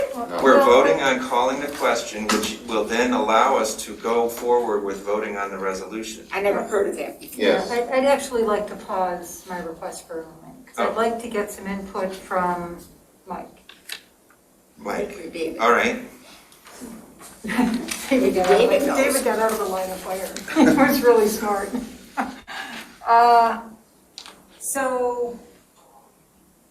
So I guess I'm looking for a perspective, Mike, on this issue of 36 versus 40. It does seem compelling to me that the 40 from the Compensation Commission doesn't go into effect until April, I understand. So is this more appropriate to go ahead and recommend the 36,000 versus the 40, since the commission's recommendation isn't in effect until April 1st? I would just value a perspective on that, if we could. Well, I suppose my perspective revolves around the consent, right? So it's not my job to give that consent or to withhold that consent. That's the supervisor's position. He has the ability to consent to a reduction in salary, whatever that number is, 36 or 40. You're correct that the 40,000 would take effect then with the next fiscal year, which will begin April 1st. Can I clarify though, Jane, the 40,000 determination from the Compensation Commission cannot take effect unless I consent to it. So if we don't take any action tonight, say we didn't do this, we didn't adopt this resolution in my letter of consent, the salary approved in August would stay in effect, so it would remain 72,000. And when we got to April 1st, it would stay in effect at 72,000 unless something else happens. So it's possible that, there will be some, judgment and there will be some other action that's possible, but there's no way other than what I've put on the table before the board tonight to reduce the salary for the supervisor without doing this. So, Will, why is the effective date then December 1st instead of April 1st? Did you consider providing consent tonight for a future date? No, because it's key to the start date for the township administrator. The basis for doing this is a change in duties, and it's key to that timing. And to, set some artificial date in the future, which, and say, oh, that's when the change in duties will occur, or that's when it should take effect, is sort of divorcing the basis of the duties from the action. Gotcha. So, Trustee Jerome, I saw your hand. I just would like to, I think we've exhausted this topic. I think everyone's had an opportunity to present their Okay, let's proceed with calling the roll on calling the question. we wouldn't need to do that. You could just It actually. sounds like we're ready to move to a Oh, vote. can we dispense with calling the Yes, question? please. All right, then let's You- proceed with the vote on the main motion, which is to approve the resolution. Sorry, I just want to be clear, so that trustee Vogel then is withdrawing her motion to call the question, and whoever supported that is withdrawing their support. Yeah. Vogel and Jerome, do you agree? Yes. Okay, thank you for helping us to keep things on track here. So with the motion. Resolution offered by Hathaway, supported by Palmer for the resolution as presented in the packet, as well as the one you sent. It's the same. With the letter of consent emailed out today, the one dated January 25th, 2022. Correct, the two items that I read at the beginning. Please call the roll. Hathaway, Yes. Palmer, Yes. Flintoff, no. Jerome, Yes. Noel, No. Vogel, Yes. motion passes 4-2, resolution adopted. That brings us to J5. Thanks, Mike. Keep them on. You're welcome. You're welcome to stay. Well, I will leave that up to you. Would you like me to stay or can I go? It's either. I'm fine with either. I don't know that there's any other items on the agenda that will require the presence of the township attorney. No. So I would say that you are thanked and excused at this point. Okay, thank you very much. Thank you, Mike. Thank you. So this is another matter for Matt from OHM. Terry, if you could, oh, you got him. Turn away for a second, and there you are. So this is the force main maintenance and air release valve ARV replacement project. Matt, can you educate us? Yeah, so this is an extension of a study that we've been doing, but through the study that we've been doing for the utilities department on the Jackson Road force main, we realized that one of the air release valves located approximately around the Parkland Plaza Jackson Road area was in really bad shape. The utilities department has been monitoring this and decided last summer that it was time to act. And so we worked with them to put together a set of plans. On top of this replacement of this valve, we thought it would be a good opportunity to get a camera up into the force main to look at the condition. This is a high point within the force main. For those that are listening, there's a pump station located at Zeb Road in Jackson, located next to the Weingarts building.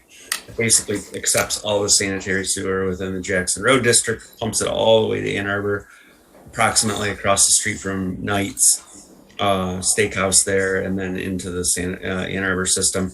As part of the study, we were assessing the condition of the force main, and this came up. So we were authorized by the township board to design the air release valve replacement. Also, there's an area off of, I believe, Valley Drive in Ann Arbor where we would also add an existing or add a manhole and an air intake to help with hydrogen sulfide corrosion within the pipe. And I'm getting into the weeds a little bit. Needless to say, we put a project out to bid, just like Zeb Road that I presented on earlier. Instead of 7 bidders that we got on Zeb Road, we got 0 bidders on this one. So this is a project that is important. It's very niche work. It's very difficult work. We do have a couple interested contractors, but the timing of the bids did not necessarily work with their timing. So our recommendation in sitting down with the utilities department is twofold, and our letter outlines those 2 recommendations. One, this is important work, and approximately $100,000 of the work is specialty valve and equipment that has long lead times, about 12 weeks. Our recommendation would be to allow the utilities department to purchase those items so we could get those at least in the works and ordered. And then in the meantime, their OHM can reach out and get at one, maybe possibly even two quotes from the two contractors that wrote us back and said they're not interested in submitting a bid based on the timing, but to get quotes from them and evaluate their schedules and then come back to the board at a later date or with a recommendation, assuming that the prices they submit are within reason. The other option instead, for the second bullet point, and I guess is open for discussion, is we could put it back out in the street for open bid again, but being that we already did that and we had it out for bid for a good 4-week period back in December and January, my recommendation would be to approach the two contractors that showed interest and see what they can come up with and come back to the board. Are there comments from members or questions from members of the board? Trustee Jerome. Yeah, Matt, how many people did you solicit for the bids? It was a public open bid, so it was advertised publicly. It went out in Mitten and Maida, and Both of the two people that got back with you had timing concerns, not scope of work concerns? Yeah, well, they basically said it would if it would have fit better within their schedule, and I mean we are considering this emergency type work. So we basically said they could start in April, and we wanted it wrapped up between April and I think the timeline we allowed was 12 weeks after that. So we were looking for April, May, June construct. I think there's contractors that might be interested if we allowed a larger time frame, but the utility department really doesn't really want to wait too much longer. This thing is looking to let go, and if it does, it's an expensive ordeal. So, and I appreciate the approach. I think obviously most contractors, if they're well qualified at this point in time, they're already booked for April, as you well know. So their first jobs are on their books already. And this would be buying materials. Traditionally, I have some apprehension with buying materials and having other installs, because then they don't warranty the product. They say that I'm not responsible if it fails. I think these are simple enough components of a total system that I wouldn't have that concern.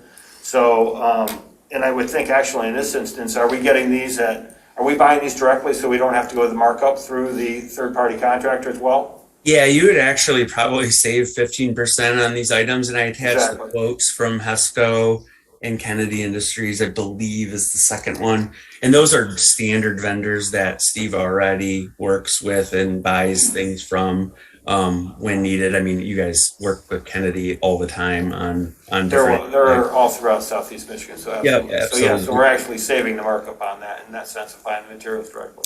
Yep. Okay, thank you. Other comments? Other members of the board? Are there comments from? Oh, I'm sorry. Just that I am familiar with the process. I was there when the bids were open. They did not get any, as this was some very, very unusual. And this project is needed. This project is needed. I have heard that from multiple sources, and so I would ask seriously for the board's consideration on this. Right. Let's do it. Are there members of the public who are? We have one hand up, Steve King. Steve?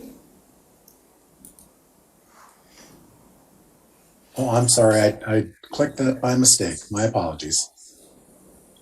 So no members of the public waiting to speak. Thanks, Terry.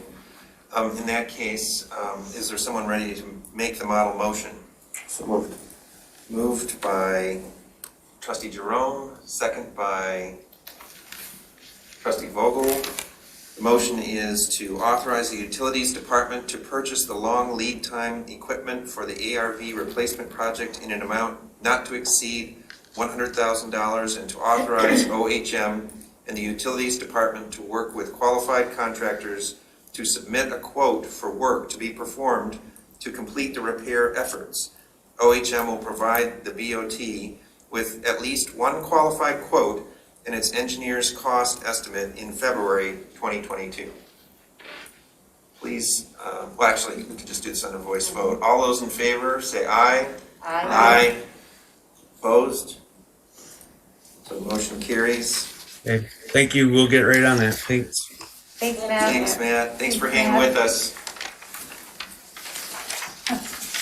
So that brings us to Suburban Lithia PUD rezoning and preliminary site plan OA number 21006, PSP number 21013, multiple parcels. And I think we have Doug Lawan, hopefully, still with us. We should have brought this one forward too. Yeah, well, that's what I was thinking when you were moving things. I was thinking, well, Right. we could flip the whole thing and then. We should have done that. We just have to do that in general. It's so hard to ask these guys to be on hold for so long. It's part of the nature of the beast. Is Doug still with us? He appears to be. And there may be somebody else from the developer, and I'm not sure. Doug may be able to identify who that is. Yes, hello everybody. Can everybody hear me?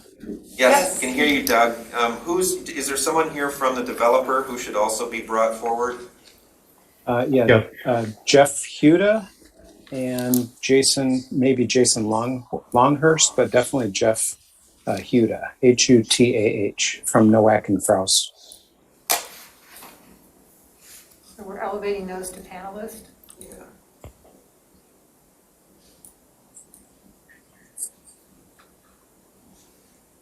I'm sorry, you said Jason. And I don't know if Jason's there, but maybe Jason Longhurst. I'm not seeing that. It'll just be me, Doug. Okay, all right. Thank you. So it's Huda and Lawan, if you could sort of elevate them to panelists. They are elevated to panelists. Oh. Just haven't turned on their camera. Oh, I see. Oh, I see. Yeah. All right. You can't make somebody turn on their camera. There they are. I guess you can. Hi, guys. So, Hello. Yeah, Jeff. Thank you. Happy New Year. Would you like to start off presenting? Certainly. Thank you again for the opportunity to be with you tonight. I know it's a long night, so we'll keep our presentation short. I'm going to go ahead and share my screen if that's okay with everybody. Sure. No, he doesn't. It's fine. Okay, so hopefully you can see the screen. Should say. Yeah. Now? Okay, great. There it is. Okay, so this has been a project that's been in the making for quite some time. There is a long history and story associated with that. I don't want to go into all those details unless you guys have questions regarding that. We're dealing with roughly an 18-acre property on Jackson Road. This is the property in question.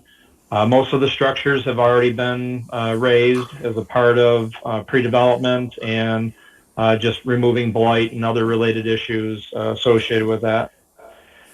This is the proposed site plan. The proposal right now is for a new Mercedes dealership, a Jaguar Land Rover dealership, and a BMW dealership to be constructed on the overall property.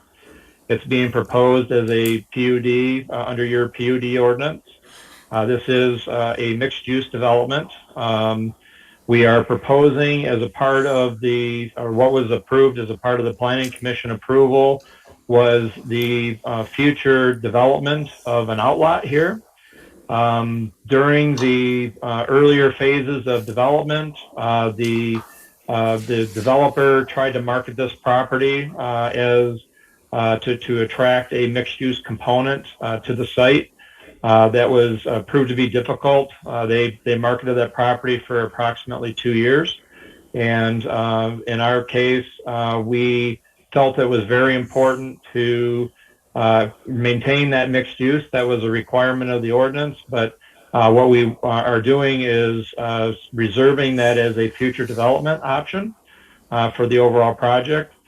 Another key feature that we'll talk about is the community benefit piece, which is really highlighted here in the center, which is called EV Park. And then in addition to that, we've got a very substantial stormwater management strategy for this project, where we're introducing bioswales, bioretention areas, permeable pavers, created wetlands, things that we're really trying to really focus on a sustainable project as a whole. This is some precedent images of the Jackson Road corridor. We are generally adhering to all of the requirements of the Jackson Road Overlay District as far as landscaping and other elements. In this particular area, what you're seeing are bioswales, bioretention areas. We're actually bringing sidewalks into the development, creating interest along that Jackson Road corridor as an overall part of the development. And you can kind of see these precedent images along the bottom side of the image is what we're trying to create in that area.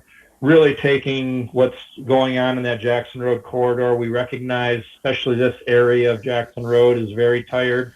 That was something that was acknowledged by the Planning Commission when they took their vote to approve this and move it forward to you. So this plan has over 35% open space. The PUD ordinance requires 30% open space, so we're far exceeding that. This project is promoting electrification and non-motorized transportation within the region. We have that well-developed stormwater management strategy with bioswales, wetlands, and permeable pavement. We have an enhanced energy-efficient building envelopes as a part of the overall project. Dark skies compliant exterior lighting. We have an enhanced landscaping for visual screen and overall environmental benefit. And one of the things that the Planning Commission tasked us with was providing a commitment towards a zero carbon footprint for the project. So we're looking forward to the next phase of this, which will be a design charrette with key members of the Planning Commission, probably a representative from the Township Board to review that zero carbon footprint element of the project. So this is the major community benefit to the project. This is what's called EV Park. The overall purpose of EV Park is to help reduce range anxiety, which is an actual element as it relates to electrification of vehicles. This is being a prime location on the I-94 corridor. The vision for this is that we have travelers who are traveling up through I-94 corridor will be able to stop, grab their lunch, and then be able to come to EV Park and plug in and charge their vehicles as a stop between where they might be going, whether that's between Ann Arbor, Detroit, and the west side of the state. We recognize that there is a need within the community for charging stations. We also have other unique elements with respect to how the charging stations are going to be presented. We've got solar arrays for picnic tables to provide for educational opportunities and charging of cell phones, things of that nature, interesting benches. So really a high-tech kind of a park that kind of melds with the vision that we have for the 3 auto dealerships. So we are providing, as a part of the community benefits, 6 level 3 charging stations. Those are these fast charging stations. They can charge a vehicle from 0 charge to 80% charge in approximately 30 minutes. So you can kind of get the how that process would unfold. We have the ability to expand the number of charging stations based on public need and demand and infrastructure capabilities. And then we talked about the smart amenities as far as tables, benches, and things of that nature. And then our naturalized stormwater management strategy, and then that desire to minimize range anxiety. So this is a blow-up of the BMW dealership and the proximity to the future outlet. The future outlet component of this we feel is a win-win for the township in that the PUD agreement will place restrictions on what can be developed at that location. And if the outlet is going to be developed in the future, it will be have to be through a PUD amendment. So The Township Planning Commission, Township Board retain total control over the future development of the outlot. This outlot, future outlot development really was a genesis of meetings that we had, pre-application meetings at the township level. And the township has had success with other outlot developments that were developed after the main development that was installed. So that's that process there. And then we're just going to go through a couple of precedent images. This is really a boutique type dealership environment, all of them being high-end developments with the Mercedes, Jag Land Rover, and the BMW dealerships. And here's the precedent image on the Jaguar Land Rover. You see EV Park flanking that, some precedent images on that, what that is, the vision for that area.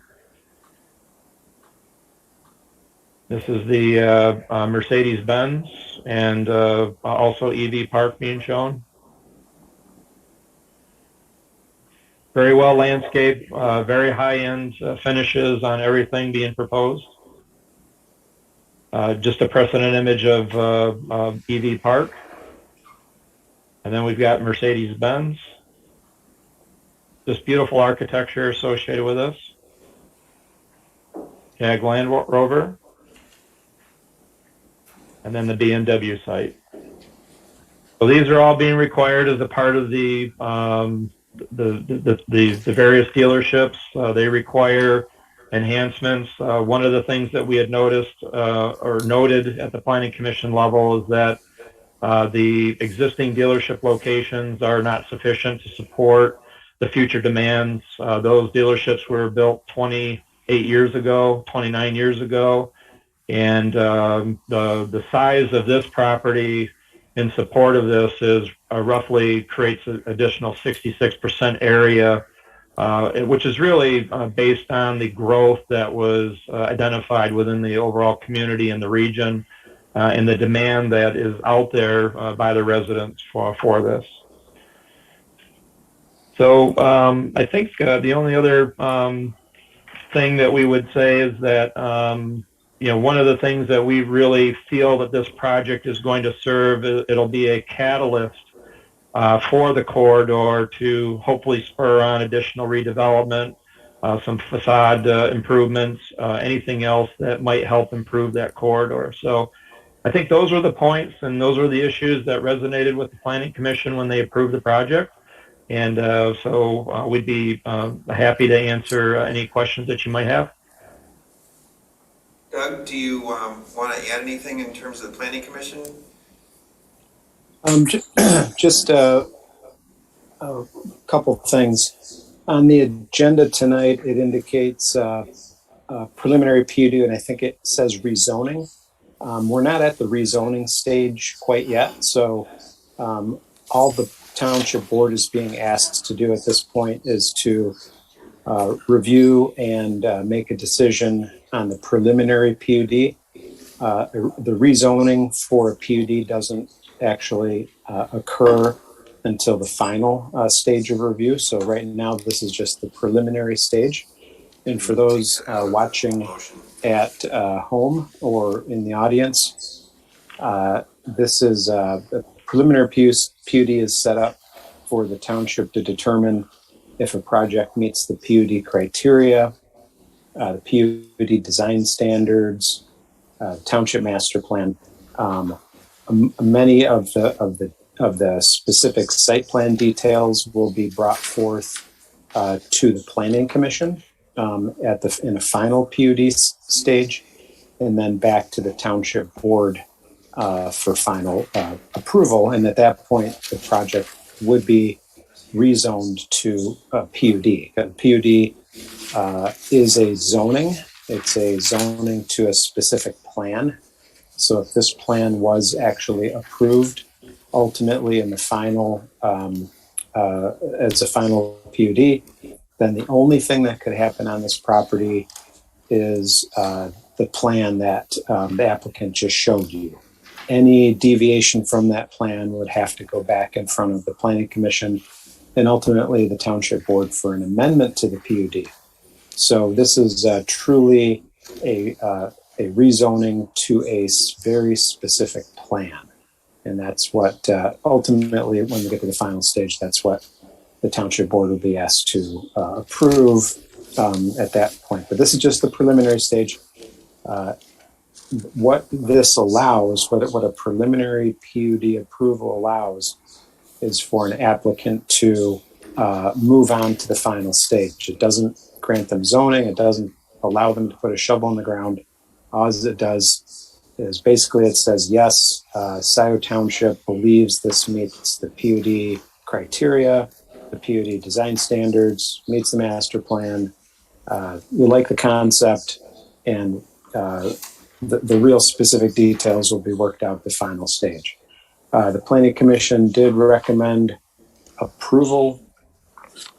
They recommended approval of the preliminary PUD at their December, I believe December 28th meeting? 20th. The 20th meeting? Yeah. So they recommended approval at their December 20th meeting,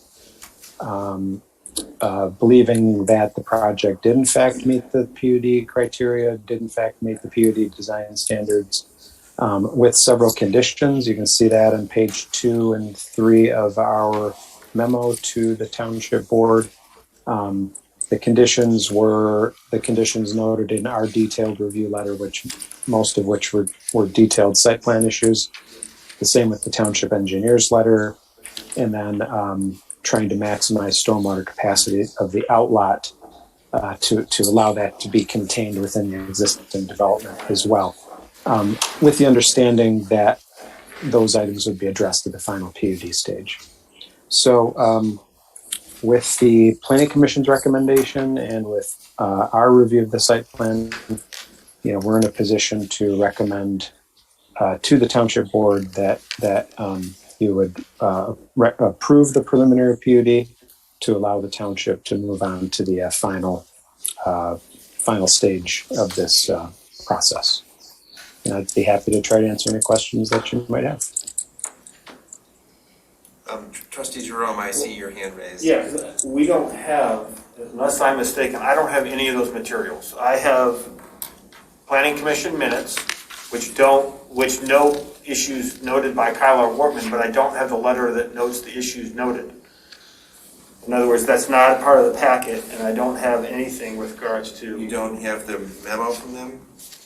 Yes, the memo says That memo doesn't. the applicant is proposing 3 dealerships. It does not include the background that's provided at the Planning Commission meetings that is actually the summary of the PUD conditions that are being met. There's more than just one PUD condition that has to be met for conditional PUD.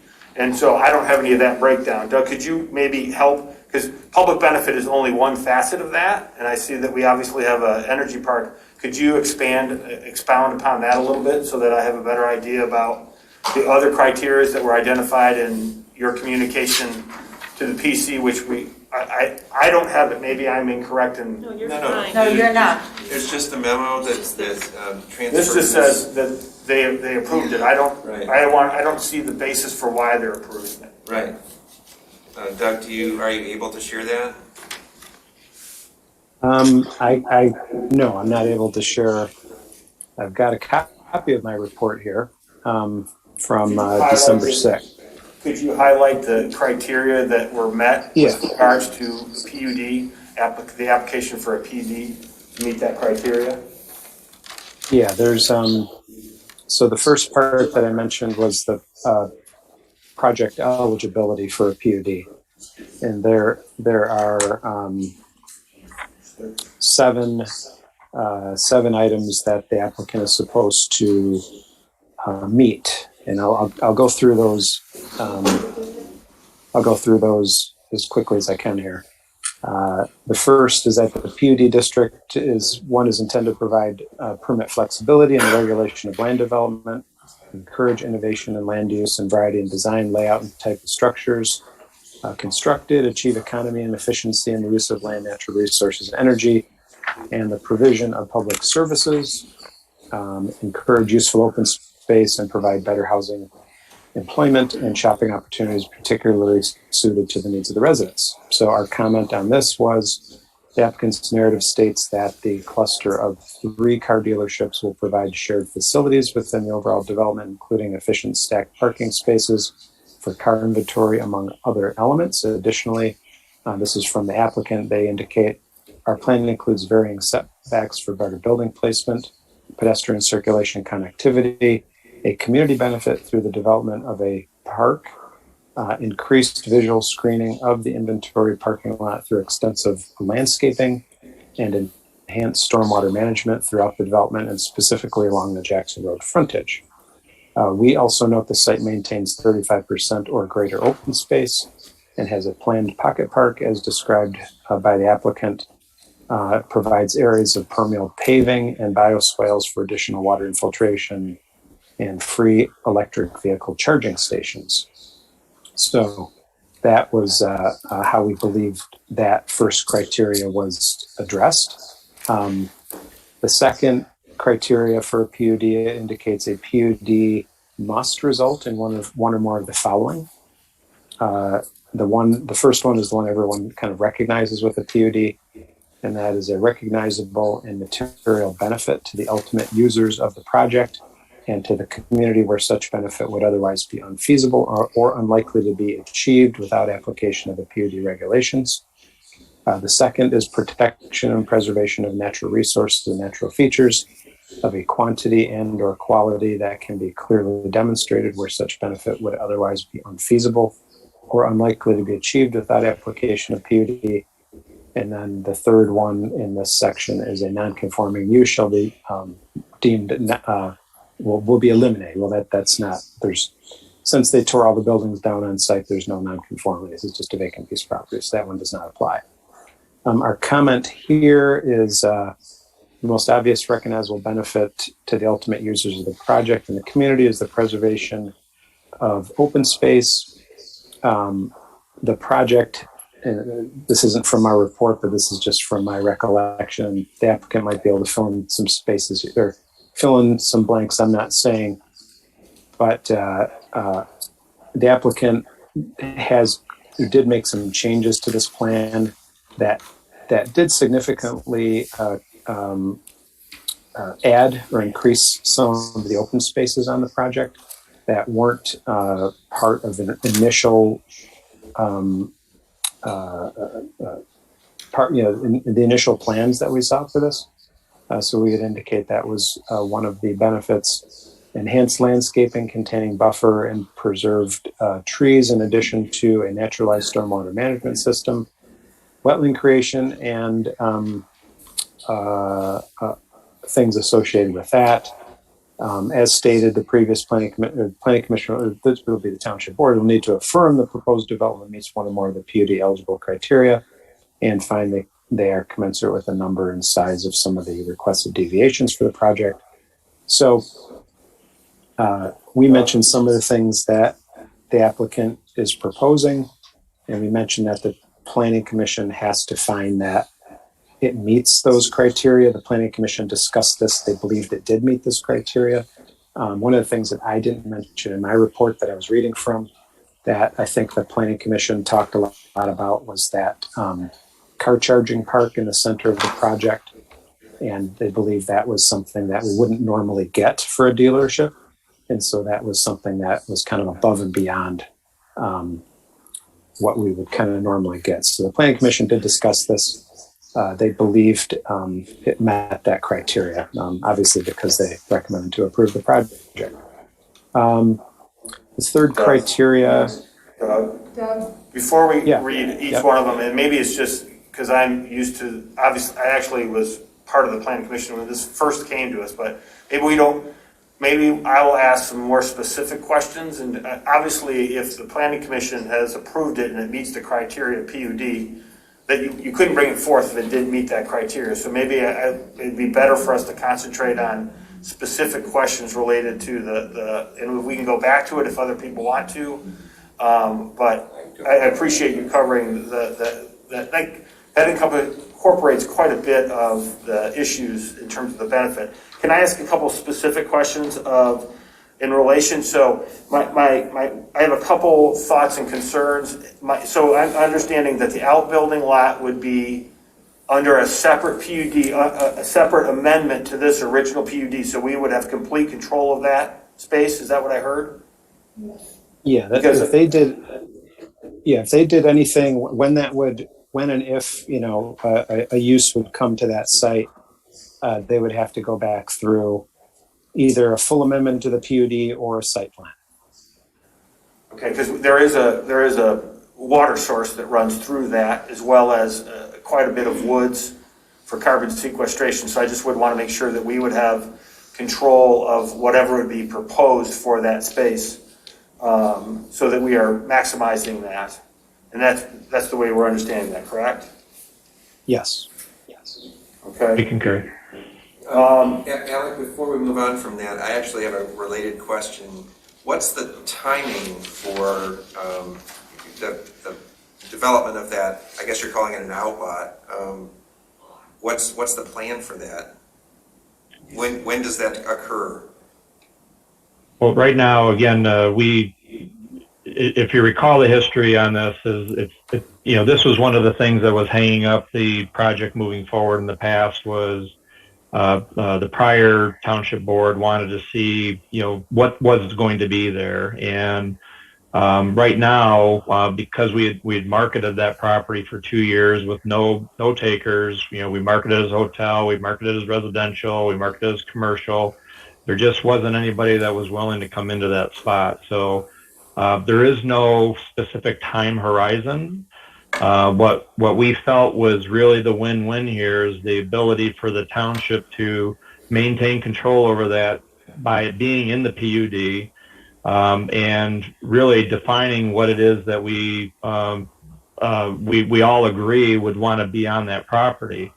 Our thought is, it might be a sandwich shop, it might be a little coffee shop, something along those lines. But we just don't know, and we don't have a time horizon. But again, resting on what has successfully been done in the township in the past, and maybe Doug can kind of highlight that a little bit better than I can with the history and other developments, that there's been success where the major development has gone on, and then these smaller outlets do eventually get developed and it's just driven based on the market conditions and what's going on. The worst thing that happens here is that nothing ever gets developed there, and it remains treed open space. That's the worst aspect, or the worst concern that I think the township would have, and that's why we felt that was a win-win for the township. You maintain control over it, and then you also have the ability to, if a suitable development doesn't come along for that property, then it remains open space. Okay, go ahead, Trustee Jerome. A couple more questions. Can you explain the parking lot behind the credit union? There's a little, I'll call it an outlot. I don't know what you would call it. It was in your diagram. It was to the far east of your site. Yeah, I'll just go ahead and share my screen again. You're referencing this property over here. Yes. Yeah, that's property that the developer has acquired. It is needed for parking, for whether it's going to be inventory. I believe that the site plan calls it for inventory. We've done the double stacking and parking in the rear. And that's what it's for.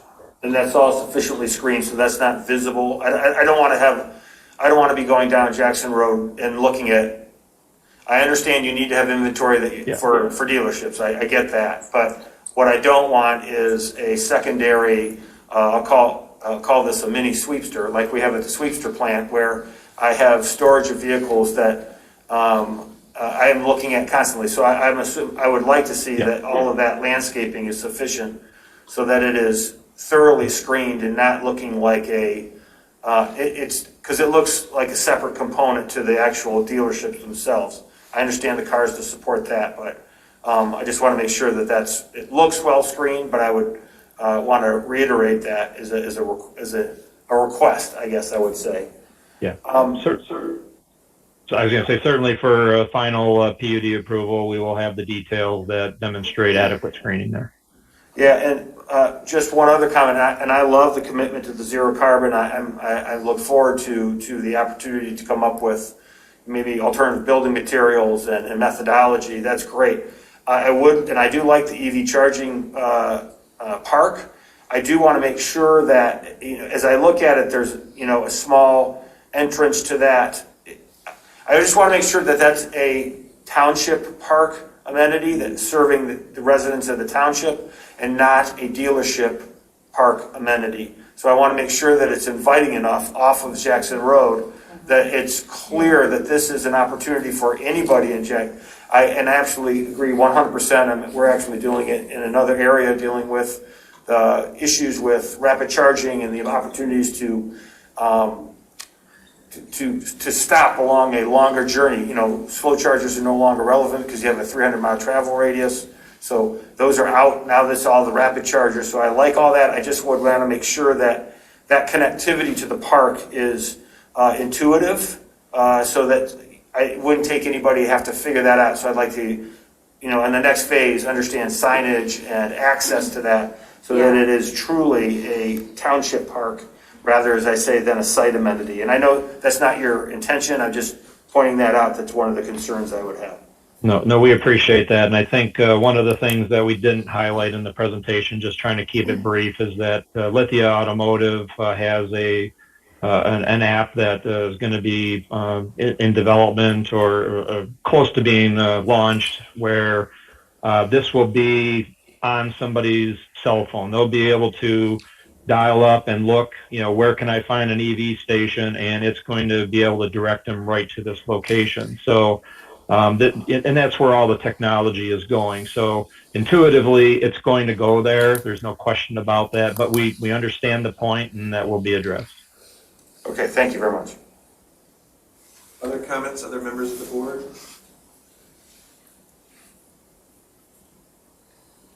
Before we vote, we don't allow members of the public to comment. Are there members of the public, Terry? We do have Steve King. Steve? Hi again. I really have some interest in the repurposing of the current dealerships, which are across the road. What is the plan for those? Because we have 2 new dealerships. There's not a Land Rover, there's not a Jaguar there currently. The new areas that are across there near the credit union, this is all new area where home ownership has been turned down. What happens to the dealerships across the road when they're emptied? Is there a plan that those will be cleaned up? They won't be blight. They won't be bare concrete, left bare for, again, it's going to be ugly for that.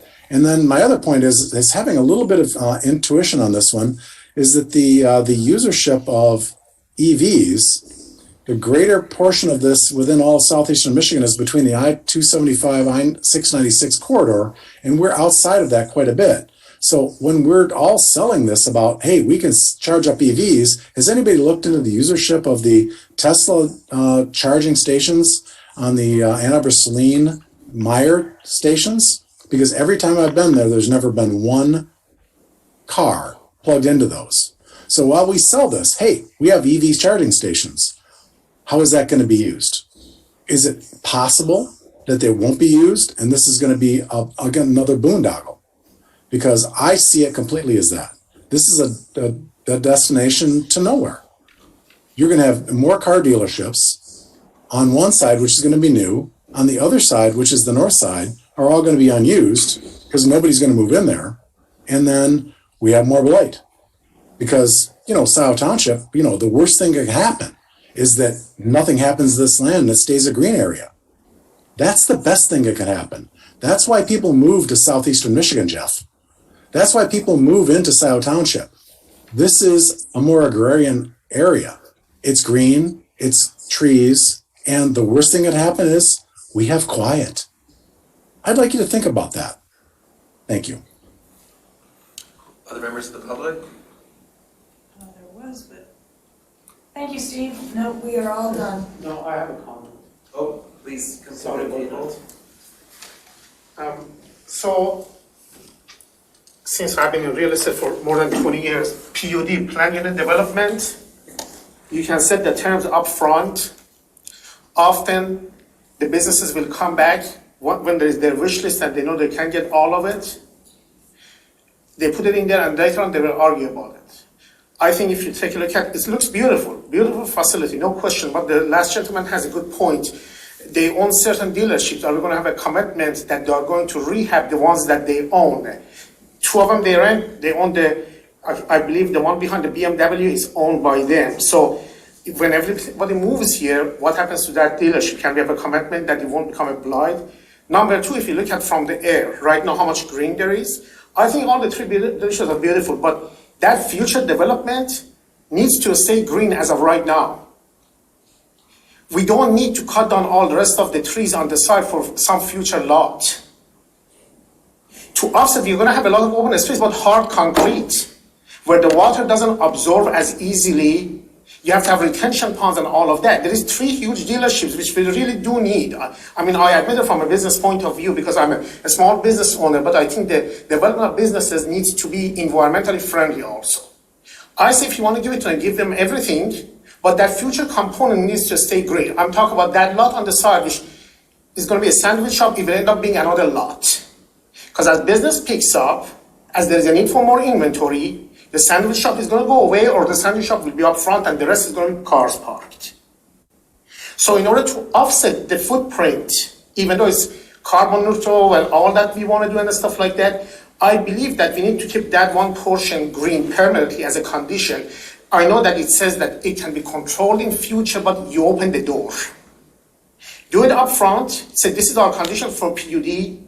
We want that green space to stay green, undeveloped green, to offset this huge piece that we are giving you, which literally, I mean, it looks nice, but as a business for a car dealership, you have a lot less trees than you have pavements. That's the nature of the beast, you have to. So that sparseness of landscaping in the other areas, because it's a car dealership which requires a lot of pavement, can get environmentally offset by that green space. I do know that a lot of people complain about Ann Arbor is tough with the green belt and on and on and on. But look, we can become like West Bloomfield. We can become a concrete slum where my sister lives there. They cut every tree down on the main streets. You drive down and all you see is concrete lot after concrete, business after business, and everything is gone unless you go to the secondaries and at the back. And it is true, we moved into Scio because we want to have some greenery. We want to have, you guys are buying land to try to preserve the land for future. So I think it would be a fair compromise to one, ask them a commitment for the ones that they own, that they won't become a blight. Number two, give them everything they want, but keep that space green without any future development, what you call it, potential. Okay, thank you, Abby. Thank you. Are there any other comments? There are no additional comments. So Doug, just to make sure that we're getting the motion correct, we would delete from it the words rezoning and? Yeah, it just has to be preliminary PUD. There's no rezoning part to this. Right. Okay, so the motion would read that the Township Board of Trustees approve OA number 21006/PSP number 21013 Suburban Lithia preliminary PUD multiple parcels from R2 single-family residential and I1 limited industrial to PUD based on the Planning Commission's findings that the requirements of sections 36-254.c and 36.3-249.d of the Scio Township zoning ordinance have been met. Is someone ready to make that motion? I have a question first. I've gone through and crossed out the wording. What about the number of the ordinance amendment, OA? Should we Is that correct? run a line through that because of what we're doing? Yeah, that's not necessary at this point. Okay, so we also cross out OA number 21006. Thank you, Donna. No confusion for the future. Good catch. Okay, as amended, the motion, is someone ready to make that motion? Moved by Palmer, second by, Or- well, I don't know. Either way, Jean go ahead. Vogel's hand was up, trustee Vogel's hand was up first. So, the motion has been made. All those in favor, say aye. Aye. Okay. All those opposed? Pardon? Oh. Say nay. So, there are no nays. Therefore, motion passes. Thank you very much. We look forward to being back with you in a few months. Thank you, Jeff. Thank you. Thank you, Doug. Okay, yeah, see ya. So that brings us to the last item, I believe, which is H1. This is the payment of bills. There were two added today to the claims as presented from the Washtenaw County Road Commission. One for $20,532.97 for dust control, Enterprise Drive and April Drive work from Fund 400, our road fund. Also, a second one from the Road Commission for $100,447.26 from the General Fund 445 for the Parkland Plaza and Little Lake Drive culvert repair. So I would, with those two additions, would recommend approval of the payment of these claims and acceptance of the previous check run. Are there any other comments or questions from members of the board? Since this is now an action item, are there comments from members of the public? There are no comments. In that case, so moved by Jerome, second by, wait, did you already move it? You moved it. No, I didn't. I'm supporting Jerome. Oh, you, okay, sorry. So yeah, moved by Jerome, support by Flintoff. All those in favor say aye. Aye. Aye. All those opposed say nay. Motion passes. That brings us to public comment. This is a time for members of the public to speak for up to 3 minutes on any matter under the purview of the Board of Trustees. With the same understanding, Trustee Jerome will be keeping time. We have someone who's ready to speak. Abby?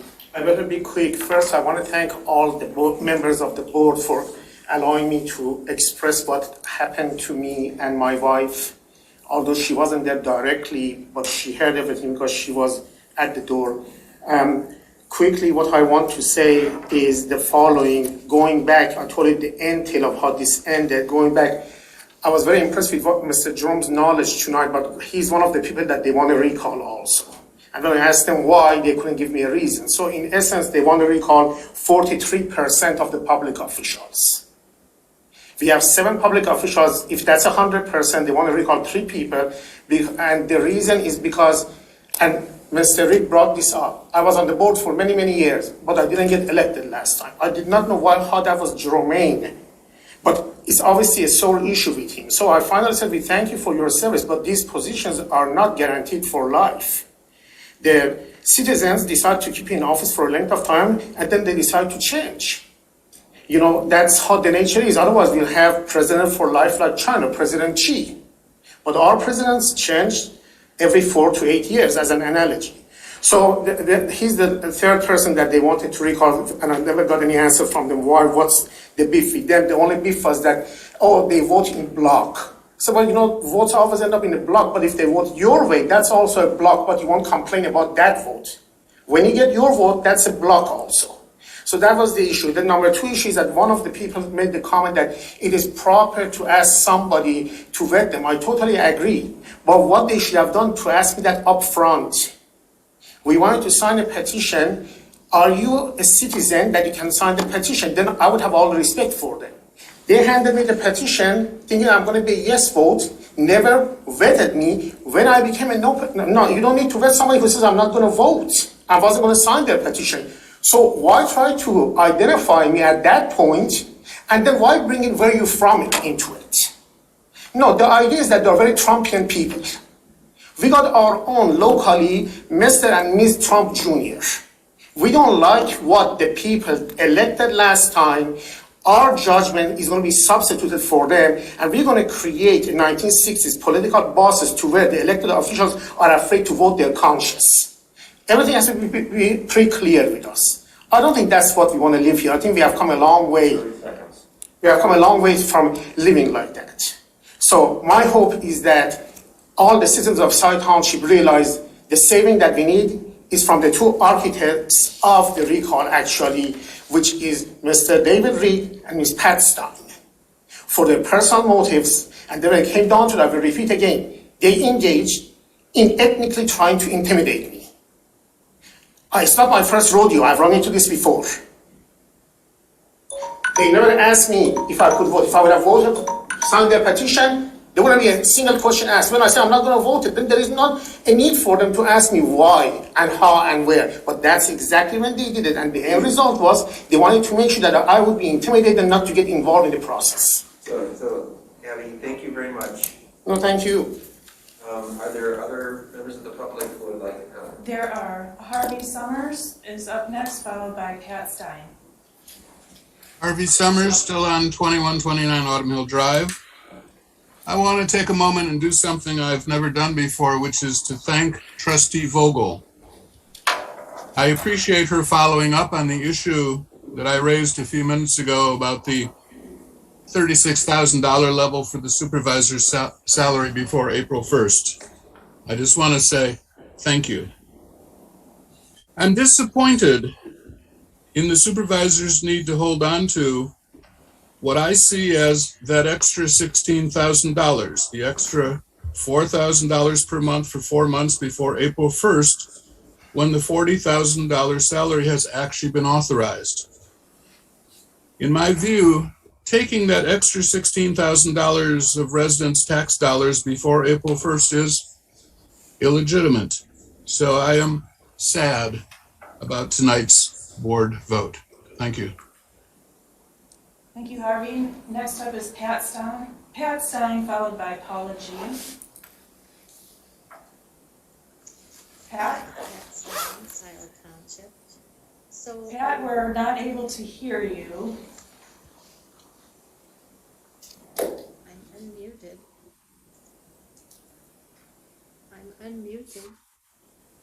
You just need to speak closer to the mic, probably. We closer? can hear you, but it's very faint. Are you able to hear me now? That's much better.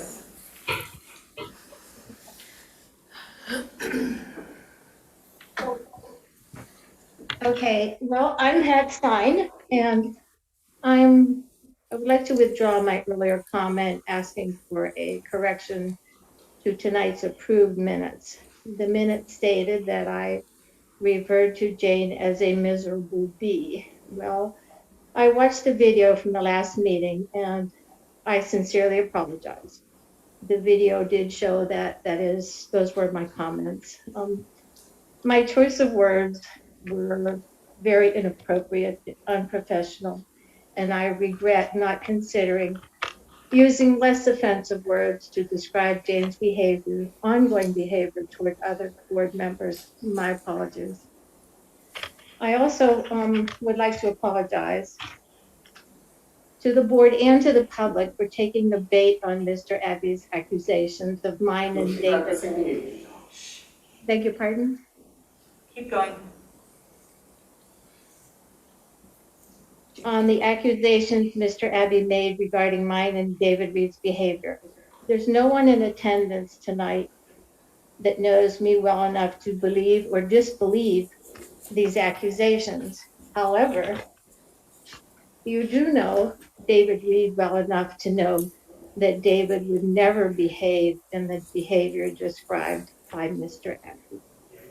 And on that same subject, Mr. Hathaway, I was hoping I heard you wrong, but I was getting the clear impression that you were encouraging Mr. Abbey to continue with his tirade during this last period of public comments. I'm sorry, I'm nobody's puppet. He doesn't encourage me. Abby, please. Well, I mean, this is really offensive. It's not a It's back her and time. forth. It's her time to speak. Yeah, and So in that regard, in that regard, I understand that I am not to address Mr. Abbey on his accusations, but he apparently was able to continue his tirade. I don't understand the fairness in that, but I don't want to encourage him to go on any longer. But please know, none of it is true, not a bit. So on that note, good night. It's all true. Good night, Abby. Thank you, Pat. Next up is Paul G., followed by Steve King.